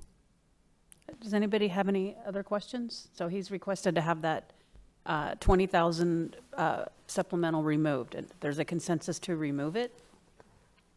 Yes? Yes. Yes? Okay, very good. Okay. Thank you. You can proceed. This next slide, I'll turn the presentation over to Mr. Phelps. Vice Mayor, members of the council, today's a little bit unique for me in that this is in my 10th budget that I've had a chance to be with. This is actually the first time I've come back to the council with a supplemental that wasn't part of our original proposed budget. As you recall, in our during our budget workshop, we had a robust discussion regarding traffic safety, traffic enforcement here in the city.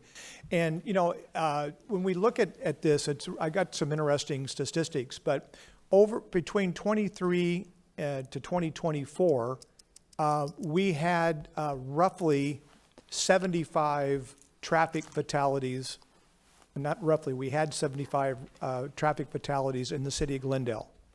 During the same period of time, we had half as many homicides.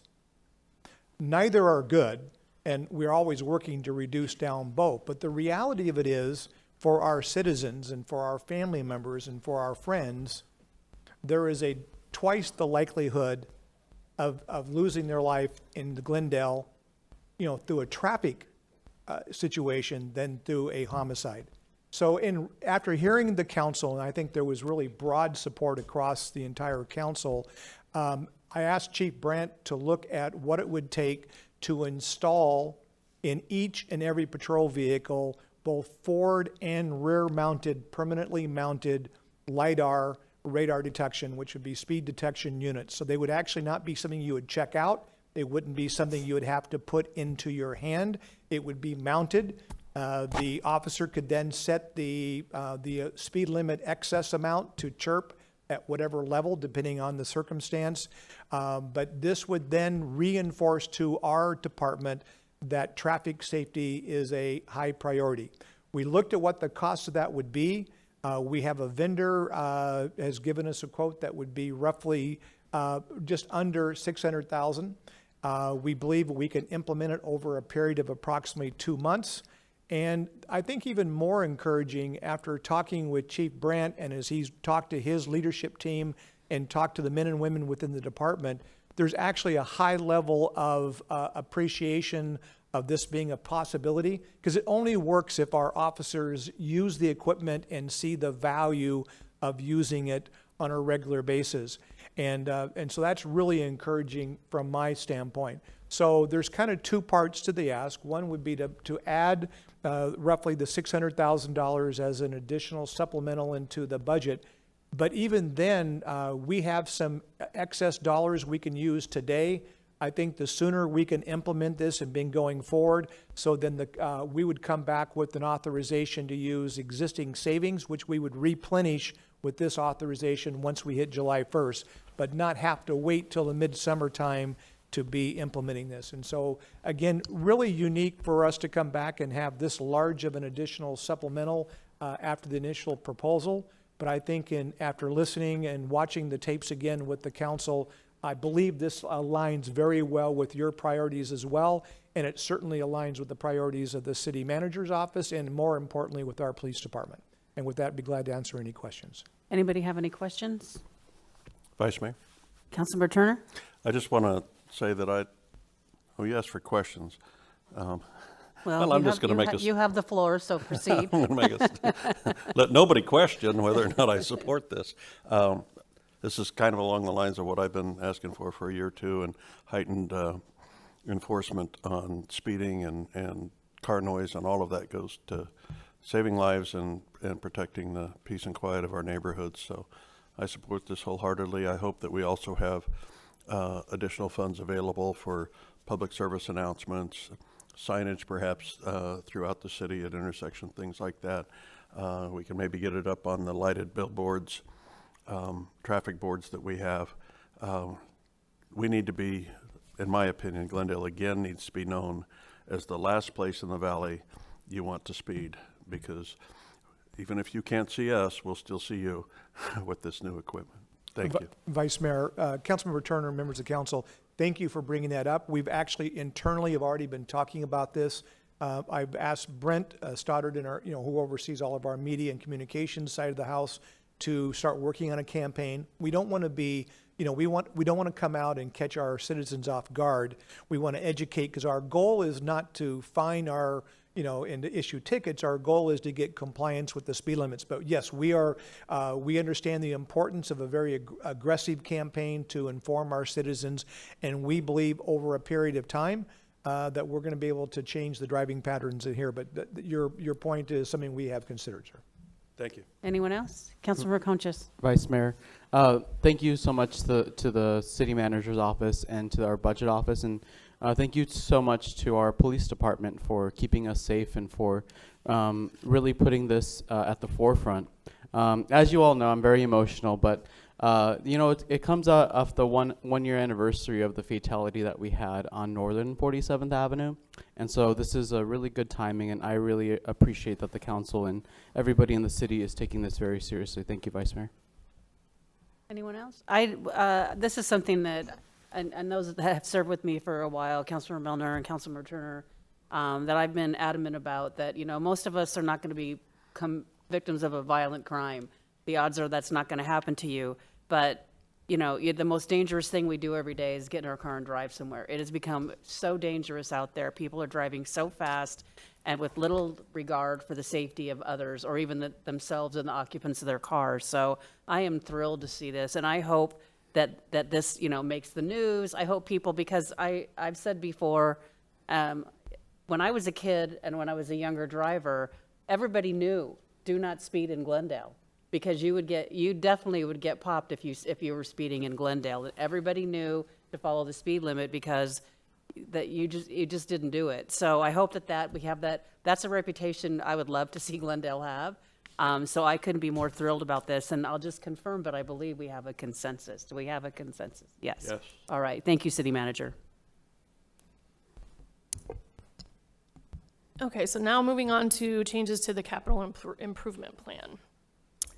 So the first item, $9.7 million in appropriation was added to the CIP in fiscal year 27 for the Thunderbird Conservation Park improvement projects.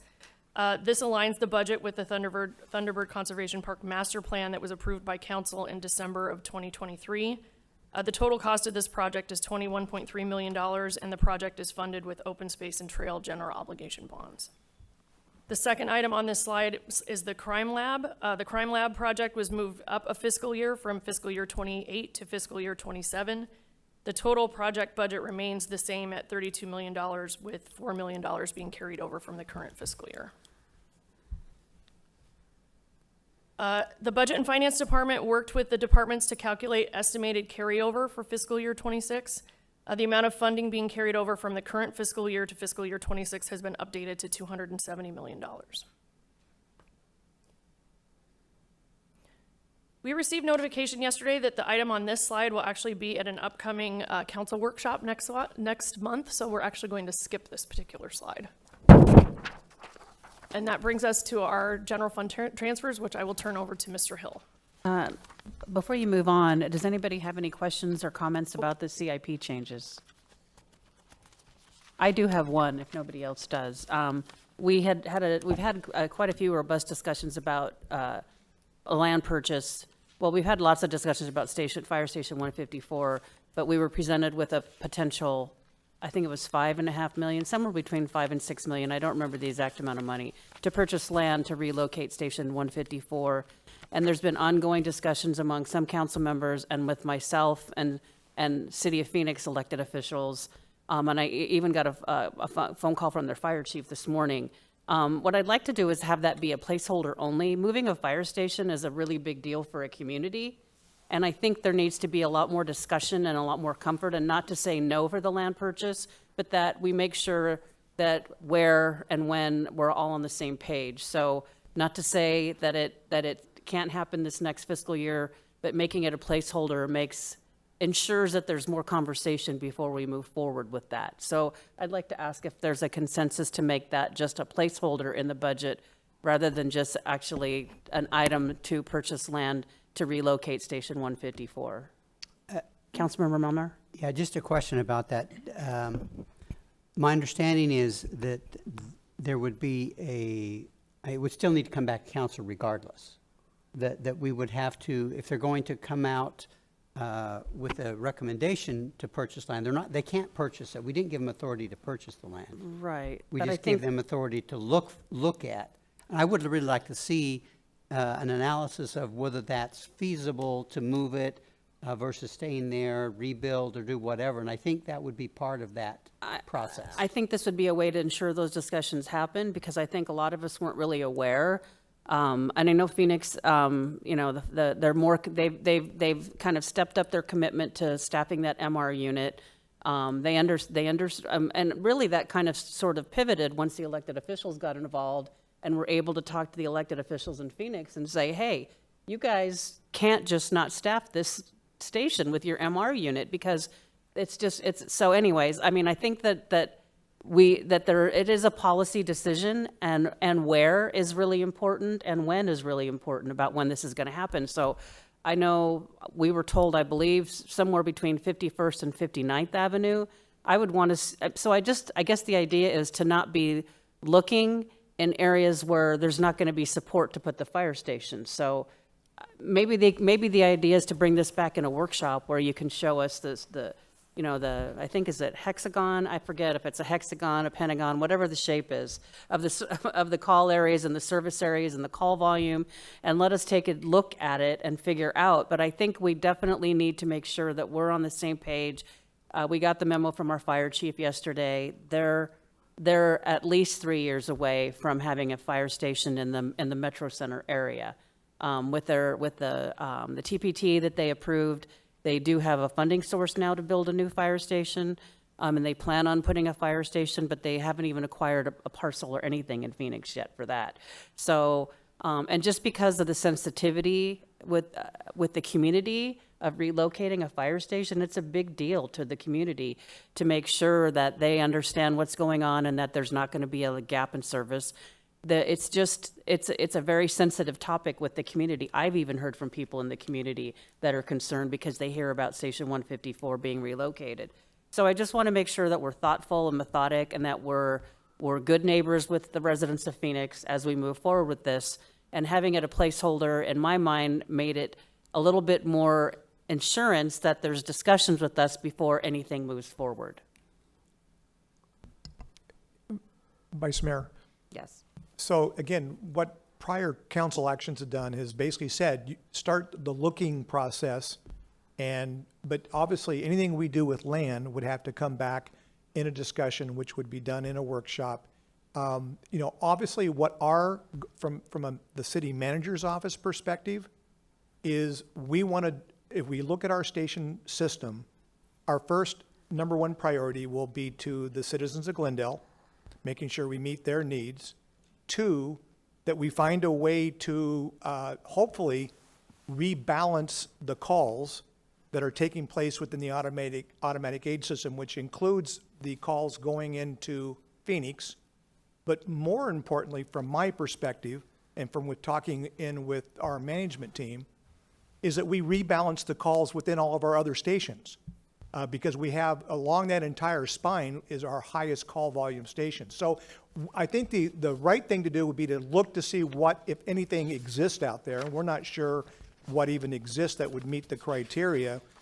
If we have some recommendations, come back in a workshop and then show the impact, you know, with the polygons, with all the call data that you had referenced, and be able to show that in a workshop. And then the council, it's a policy decision of where you want to go. You know, and so that would be my recommendation, you know, coming forward, is that we continue to kind of look and explore. But this is not a fast-moving train. It's, you know, it needs to be a thoughtful, needs to be a thoughtful process before you'd move forward. So I guess I don't have to go through the chair today, so. But my thought was, you know, putting it in there as a basically a line item in the CIP to purchase land somewhere, you know, in that vicinity of, we were told 51st and 59th Avenue,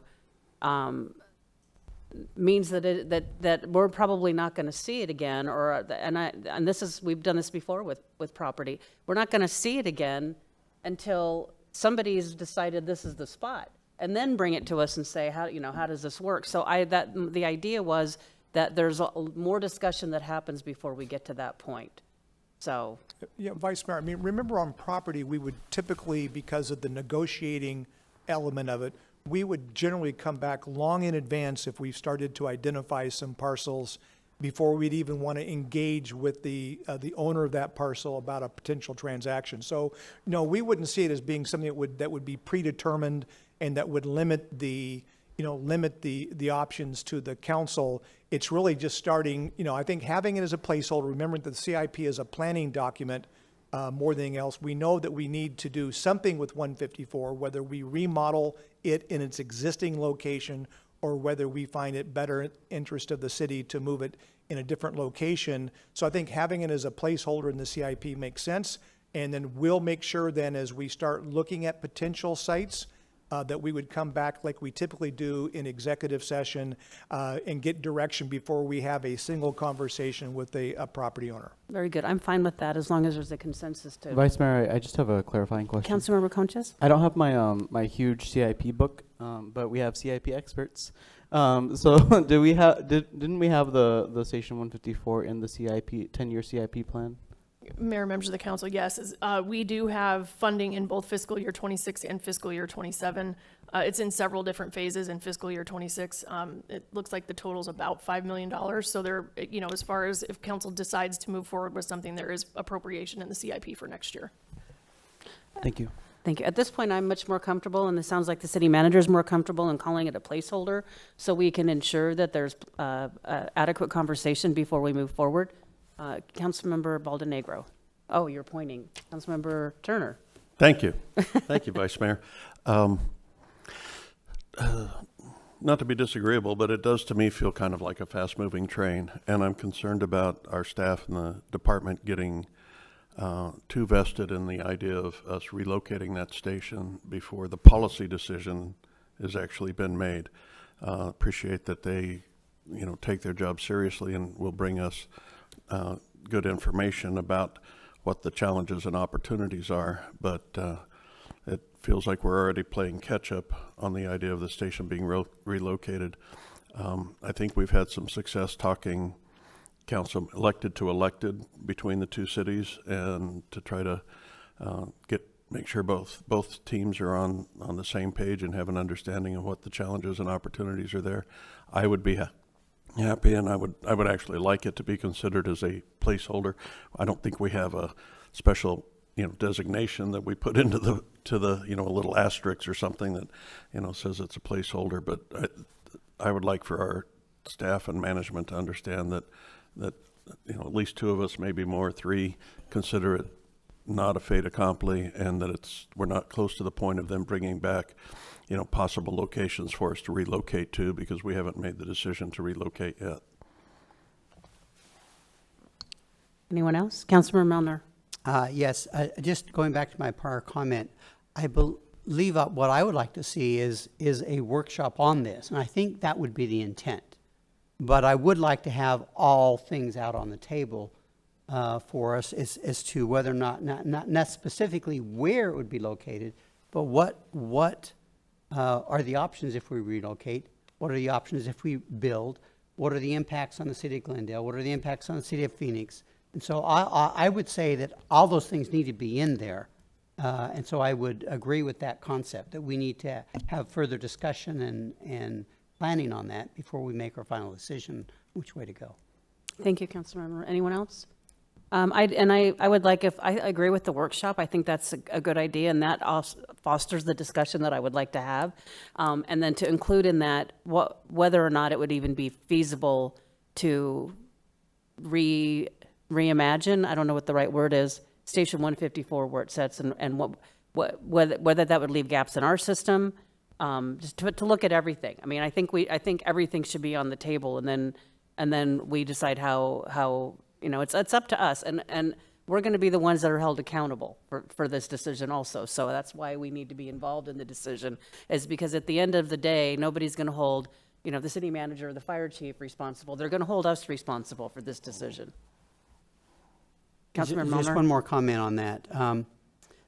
The recent decision by the city of Phoenix to move forward with a station at the Metro Center, I think, changes everything, and that's been pretty recent. And so obviously we need to take all of that into account and plan with them as they put theirs in. I think that would be the intent. That fire station can't happen in 2026. I mean, it's not feasible, I don't believe, for us to move forward that quickly, unless we've got everybody else in the room with us having discussions on that. So, but I believe that's feasible. When I say it can't happen, if we got everybody together and we have workshop and Phoenix is okay with what we're planning, because it's going to take several years to make it happen. And so I think moving forward, I don't know the distinction between placeholder. I can think of a placeholder as a future year CIP, but I don't know that our next budget would be considered a placeholder. And so I don't quite understand that, using that language, but I believe we're all on the same thought process, that we need to have some discussion about it before we make any decisions on where we want to go. Okay. Vice Mayor? Okay, Mr. Phelps. Yes. I too don't want to be argumentative. I forgot the word you used, Councilmember Turner, but for the three council members that aren't here, I think it's important, because I think, when we say it's a fast-moving train, 6 years ago approximately, the current council at that time had very strong concerns about the disparity of calls happening from Station 154 into Phoenix. At one time, it was equivalent to about 2,400 calls a year, which is a typical station that we were providing service. And this council, and some members that are currently seated in that council, asked the city management to figure out a solution. And from that is when we came back and went to them about the idea of staffing a medical response unit there, allowing Phoenix to staff that and use it there. It started off, and we had some good success. They then started unstaffing that unit. In my opinion, they didn't fully stand up to what they had kind of implemented they may be able to do, and there were factors in that. They had a change in leadership and all kinds of things that came in. But it just as a reminder that there is not, within the entire automatic aid system, there is not a city that has a station that goes into another jurisdiction to the tune of over 2,000 calls. Now that's been reduced. It's still down in the 1,400 to 1,500 calls annually, but that's half a fire station that we're putting into Phoenix. We want to be a good partner. The automatic aid is a phenomenal system, and we would never want to do anything that would hurt the city. But I just want to remind that I have not, as the city manager, was never been told by the council, maybe we need to back off of looking for a solution. We've had numerous workshops years ago that really showed the frustration of the council about the disparity of calls going into there. So we don't want to be fast moving. We'll be thoughtful about it. I think we should have that policy discussion. But I think it is important to say that really we had policy discussions on this over the years, and the city manager's office was asked to step in and to try to find a way to balance out that call disparity between the two cities. Thank you, Mr. Phelps. If I could, and we were very excited and actually really proud of basically working side by side, having our firefighters working side by side with Phoenix firefighters on medical response, because that's the predominant call volume that's happening.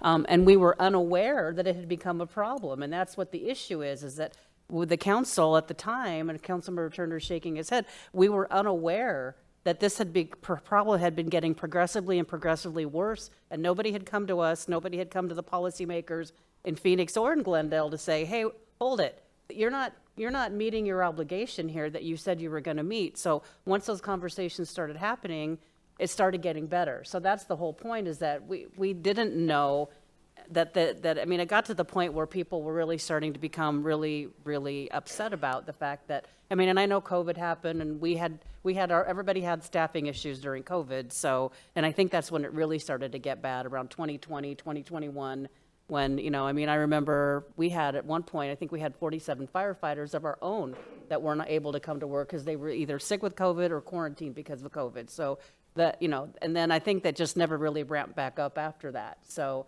and I think that's what you were smiling about, is that we just didn't know that it had become a problem. So I think we're all on the same page, whether we called it a placeholder or if we don't call it a placeholder, but just say we'd like to have a workshop. We'd like to have a deep dive, a discussion about this before we proceed with anything. As long as we're all on the same page with that, I don't really care whether we call it a placeholder or not. I just wanted to make the point that I think there needs to be a lot more discussion before we do anything. Councilmember Guzman. I agree. We should have a workshop on this before anything is done. Councilmember Turner, are you waving your pen? Councilmember Turner. Thank you, Vice Mayor. I would just like to note for the record, I was shaking my head in the affirmative when I was shaking my head. Oh, okay. But I would also like to say two other things, particularly for those that might be listening, and our junior council members might be aware, but there's also a Phoenix station that rolls into Glendale quite a bit. We can't look at the mutual aid system just one station at a time. We need to look at it as a whole. And also, with this new development with Phoenix, is potentially locating a fire station in the vicinity of Metro Center, 28th, and Peoria, which is significantly farther south than what they've discussed in the past. That will make that station the first up to respond for many of the calls that we perhaps have been responding out of 154, which then will also aid in providing more balance at that particular station. So I'm just saying that, and I know that was one of the things we brought up in our conversation, and with all that they're doing at Metro Center, it seems really appropriate that there be a station very close by. So I think we're making some progress, and I just don't want to get too invested in the idea of moving when, in fact, we can maybe just remodel. Vice Mayor? Councilmember Conchas? I think the theme of today is the pen waving. Okay. I just wanted to thank Fire Chief Freeberg for the memorandum that you provided to council last night. It was very thorough. It had a lot of great information. And I just wanted to thank you for all of that. Thank you. Okay, so are we ready to move on? Okay, we look forward to the workshop. Let's move on. Good afternoon, Vice Mayor and Council. So this slide represents the FY26 budgeted transfers in and out of the general fund. So on the left side are the transfers into the general fund totaling $49.3 million.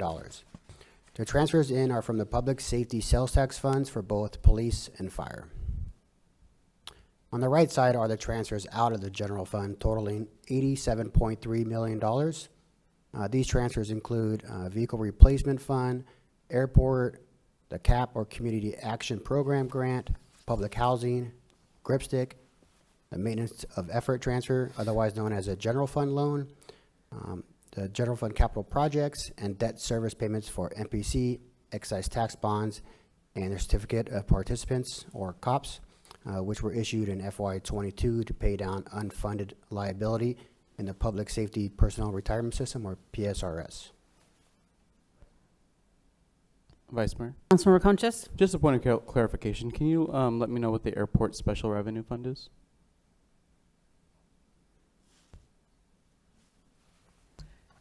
Vice Mayor, Councilmember Conchas, the airport is run using we call it the Airport Special Revenue Fund. It's funded specifically through airport revenue that comes into the airport. Part of it's funded through transportation sales tax funds, and then there's a subsidized portion of it from the general fund, which is the transfer that you see here. Thank you. Anyone else? Okay. Please continue.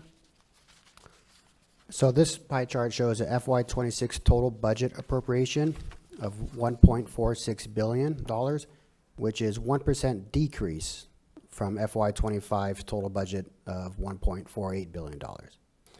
And as you can see, operating is $710 million, or about 49%. Then we have capital, or CIP, which is $478 million, or 33%, and then followed by contingency and debt that make up the remaining 19%. And this slide shows a total FY26 operating budget by fund type. General fund is $338 million, or 40% of the total operating budget. And then we have enterprise funds at 21% of the total operating budget, totaling $151 million. Next, we have internal service funds at $122 million. And then we have special revenue funds at $87 million. And the last one is a vehicle replacement fund at 2% of the operating budget. And this is our total general fund operating budget of $338 million. And as you can see, public safety accounts for 65% of the general fund operating budget at $217 million. Then next we have other department at 70%. Some of those departments listed under that category are budget and finance, development services, city court, human resources, and economic development.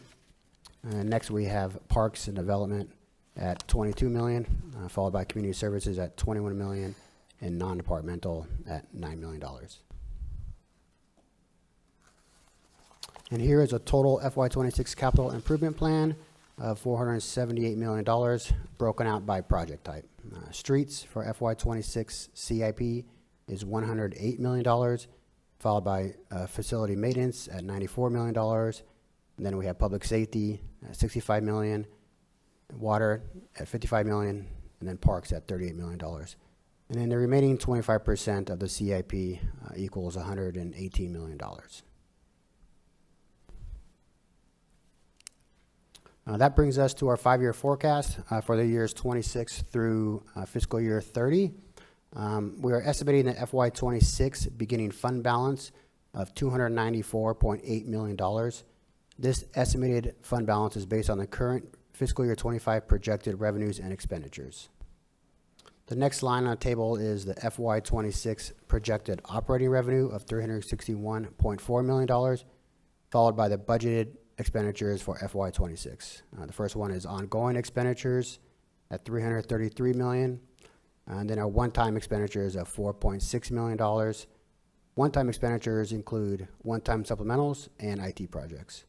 And so the total of the operating expenditures for general fund is $338 million.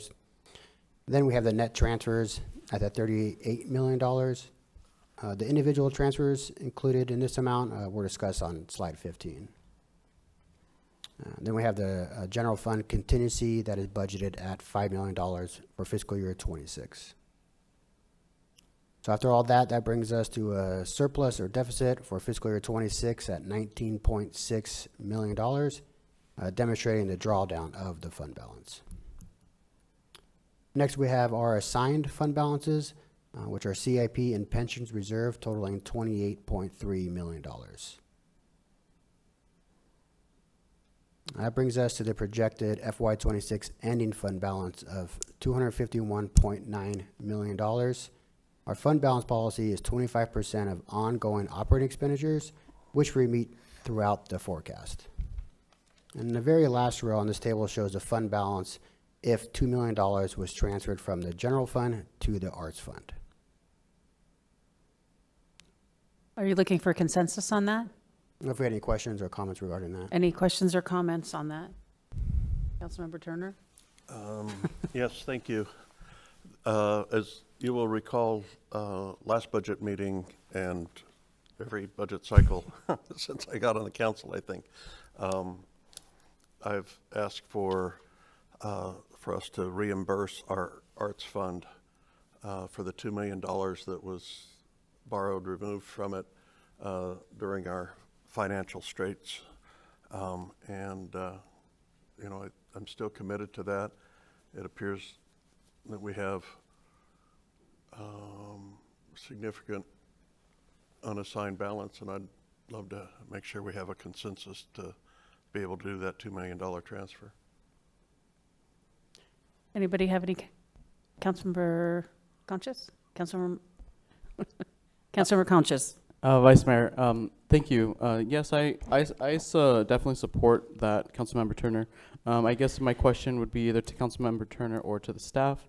When we put $2 million into the arts fund, are there already projects that are allocated for that money, or would the Arts Commission decide on that, or would staff, or would we decide on that? So I guess I'm asking as a new council member, if we do transfer that $2 million in there, what will that $2 million be used for? Thank you. Mayor, members of the council, there are not projects in there currently. There will be projects over time, and yes, it's a process in terms of identifying the type of project and that location, and then having the Arts Commission, you know, vet those projects out, and then they eventually make their way to council. Additionally, I wanted to add that as we discussed at the prior budget workshop, there will be more funding coming into this fund at the end of this year from the significant capital projects that we've done this year. That 1% will go into this fund at that time as well. And while we do have sufficient fund balance, I wanted to point out in the last column that at the end of the 5 years, we're a little bit below our policy. Now, we can do that, and honestly, 5 years from now being so long, those numbers in that last column are a little, you know, they're just projections. But I did want to point that out, that we have fund balance now, but it is getting drawn down over time. Councilmember Milner? Thank you. I mean, I don't have any major problem transferring money over, except going back to my comment from several months ago.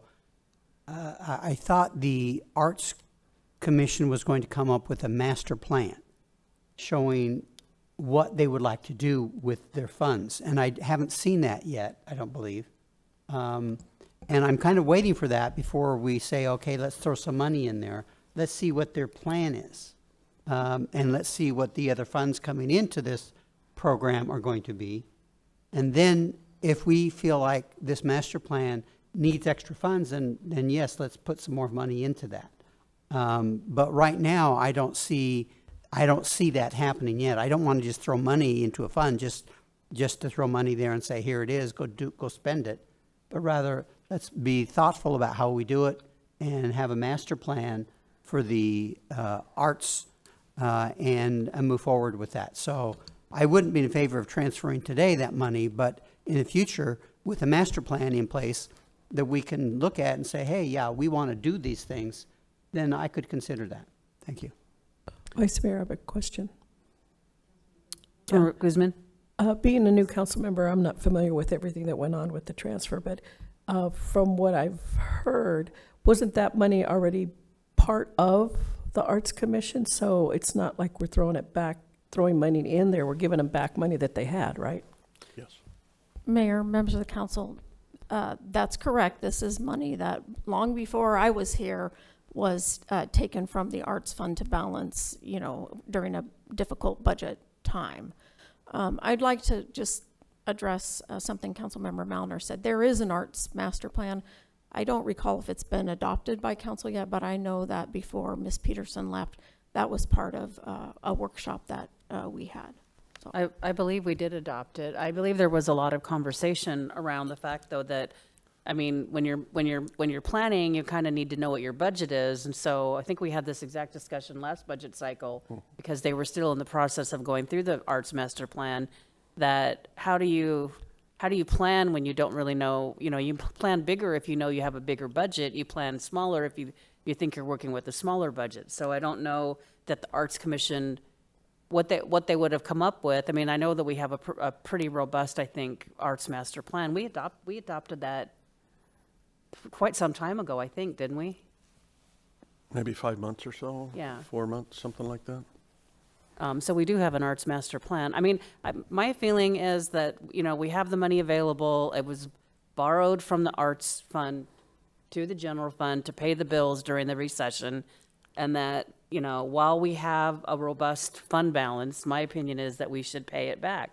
I mean, that's, you know, I feel like that's the responsible thing to do, is we can afford to pay back the loan now, and so I feel like we should.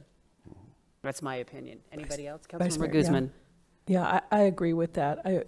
Like I said, if it was money that was borrowed, that should be paid back, and if we have money here available, then we should pay it back without any kind of a stipulation, because it was theirs in that fund in the beginning.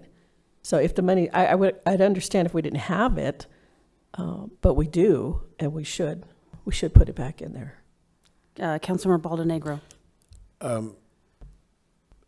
I believe we do have a master plan, but I think I remember former council member Clark saying she was displeased with it because there wasn't a lot of details of what was in it for us to see. And that may be the reason why Councilmember Malinar doesn't remember that. I remember her specifically saying, how come we don't have any details of what it is, or what they were going to implement. I do remember that conversation. She presented it.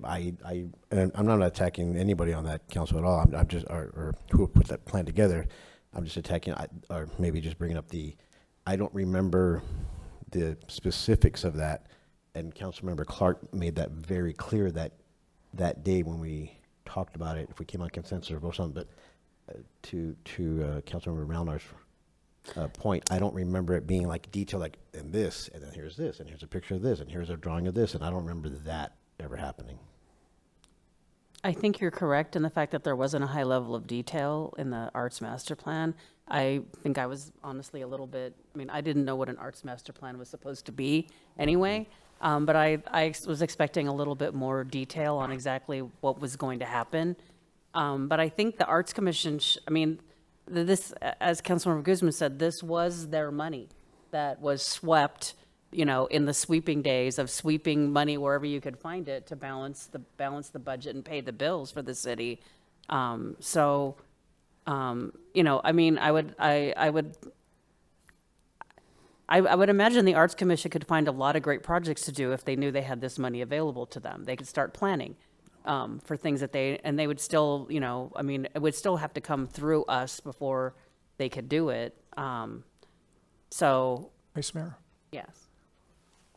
Well, my comments may not resonate with some of you on this council, but a couple things should be under consideration. One, the council always has the ability, to transfer money into the Arts Commission. That's just a budgeting transfer. Since I've been here, we've never even come close of expending the allocated money in the Arts Fund, so we've never drawn it down to where it was even close to running out of money. We've always had excess capacity. We just saw during the presentation regarding the GO bonds that we have $0 for parks. General fund dollars are gold amongst all dollars within government because you are not restricted of where you spend that. I would just say that at some point, it may come down to a situation of the council wanting to do a park project, knowing that we still have an ample budget within arts, because as Vicki mentioned, some of our large capital projects are all contributing to the existing arts fund. If you transfer it back, I've been in your seats before, If you then decide you want to do a parks project or a public safety project or something that becomes a higher priority to the council, taking it back out of there is never a whole lot of fun. So you don't forego your option if they come up with a robust plan and the council approves a robust art plan and you need extra money to fund it.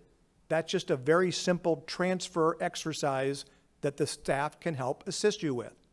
But in the meantime, my recommendation would to keep it in the general fund, which gives the council the most flexibility to align our resources with its priorities. That would be my recommendation. It may not be what the council does. This is 100% a policy discussion, but that's how I would view it going forward. Vice Mayor? Councilmember Turner. Thank you, if I may. I'm going to take the liberty of perhaps giving a brief history lesson. And our percentage for the arts program goes back to the days of Mayor George Renner. We were the first, or one of the very first, but I think the first city in the country to adopt a percentage of our capital program each year going to fund art within our city as a cultural artistic benefit for our residents. It started out at being 0.5%. It was so popular that it was increased to a 1% for the arts. Other cities across the country have followed our example, and it's a widespread way of funding art in communities from the Pacific to the Atlantic. The $2 million that isn't in the fund now represents $2 million that wasn't invested in art over the last many years, over a decade now. And that's money that should be invested in art, or perhaps in a place to display art that we already have. But it belongs, honestly, in the arts fund. And if we're just going to not put it there because it's maybe politically more expedient to not do that and have it available in a different pocket so that we don't have to make a hard vote in the future, then that to me is not being as responsible as we could be. If we have if we have $14 million to buy parking spaces with, we can certainly put $2 million back into the arts fund, and it'll be either a burden on us or the future council to know that if they're taking money out of the arts fund for something else, that it's from the arts fund that it's actually coming. And I do believe there may be a few reasons why some of us were not as happy as possible with the arts plan, master plan. I would think that them not knowing what money was available to them keeps them from thinking big. But also we had lost our arts administrator at that time to Phoenix. I think the department had recently been transferred over to economic development, which brings a different mindset to art in the community as to whether it's a function of culture or a function of economic development. But the bottom line is that, this is one of the programs that Glendale should have a ton of pride in. And I think that our residents do enjoy the art we have in the community. I think our employees enjoy it as well. And over the last more than a decade, they've been deprived of $2 million.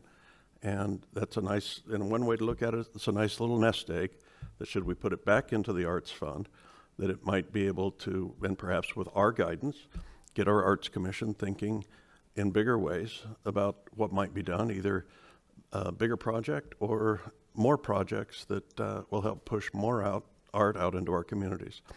We can do it now, and I think the timing's right. So again, I would like to see it. Thank you. Anyone else? Could this be also used for, and we used to have an art gallery at Westgate at one time before Westgate was completely full, where we displayed, the city's got a wonderful art collection. We collect a lot, and we've got Chihuly at the Foothills Library. We've got a really nice art collection, but it's not easy for the public to see it either. So this could be used also for figuring out, once we move back into City Hall, maybe taking one of the buildings that's being occupied now, turning that into some place to see. It would probably qualify for that use, and I hadn't thought of that. So thank you for bringing that up. I still believe, my opinion still is that we should put the money back in the arts fund. It was a loan. It should be paid back. We have the money to pay it back. So I guess I'm going to, in the interest of time, I'm going to ask for a consensus whether or not we want to go ahead and allocate the $2 million back to the to the Arts Fund? Yes. Yes. Yes? Yes. Okay, we have a consensus. Thank you. Let's move on. So we will add that to the transfer list, and you'll see that on the tentative budget adoption. Thanks, Mr. Gibson. So just a recap for all the things that were discussed. We had the Manistee Ranch donation removal. We had the consensus for the traffic safety enforcement. And then Fire Station 154 workshop. And then arts transfer consensus to transfer the funds. And then so next is our budget calendar. And so these items will be represented in the May 13th tentative budget adoption. And that'll be a voting meeting. And with that, any questions? Anybody have any questions or comments before we move on? Okay, thank you very much. Okay, next item is the city manager's report. Vice Mayor, members of the council, I think staff's ready to roll my report for this week.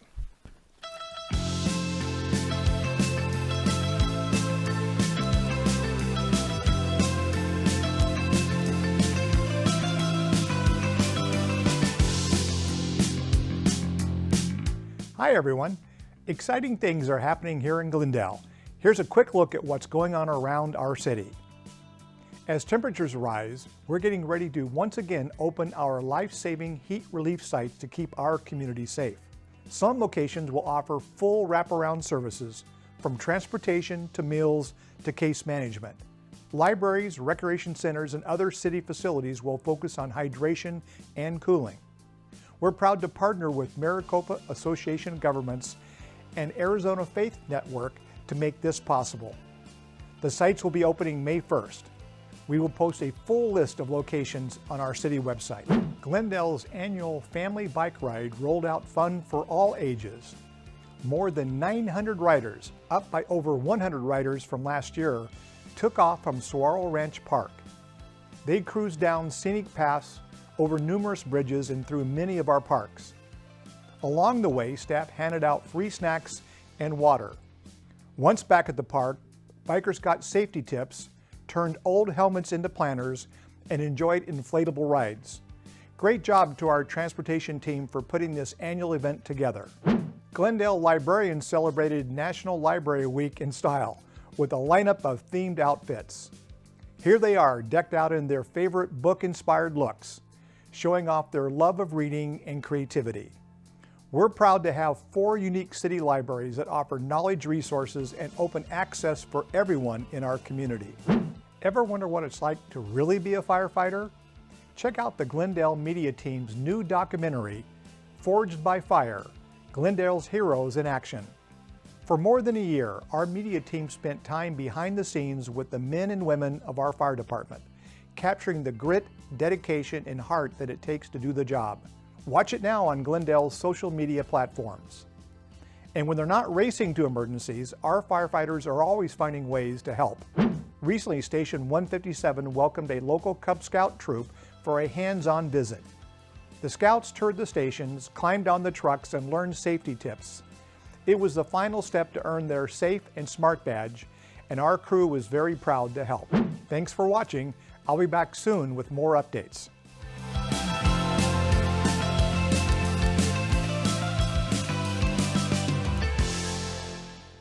City manager's report. City attorney, I mean. I wanted to see it again. No reports.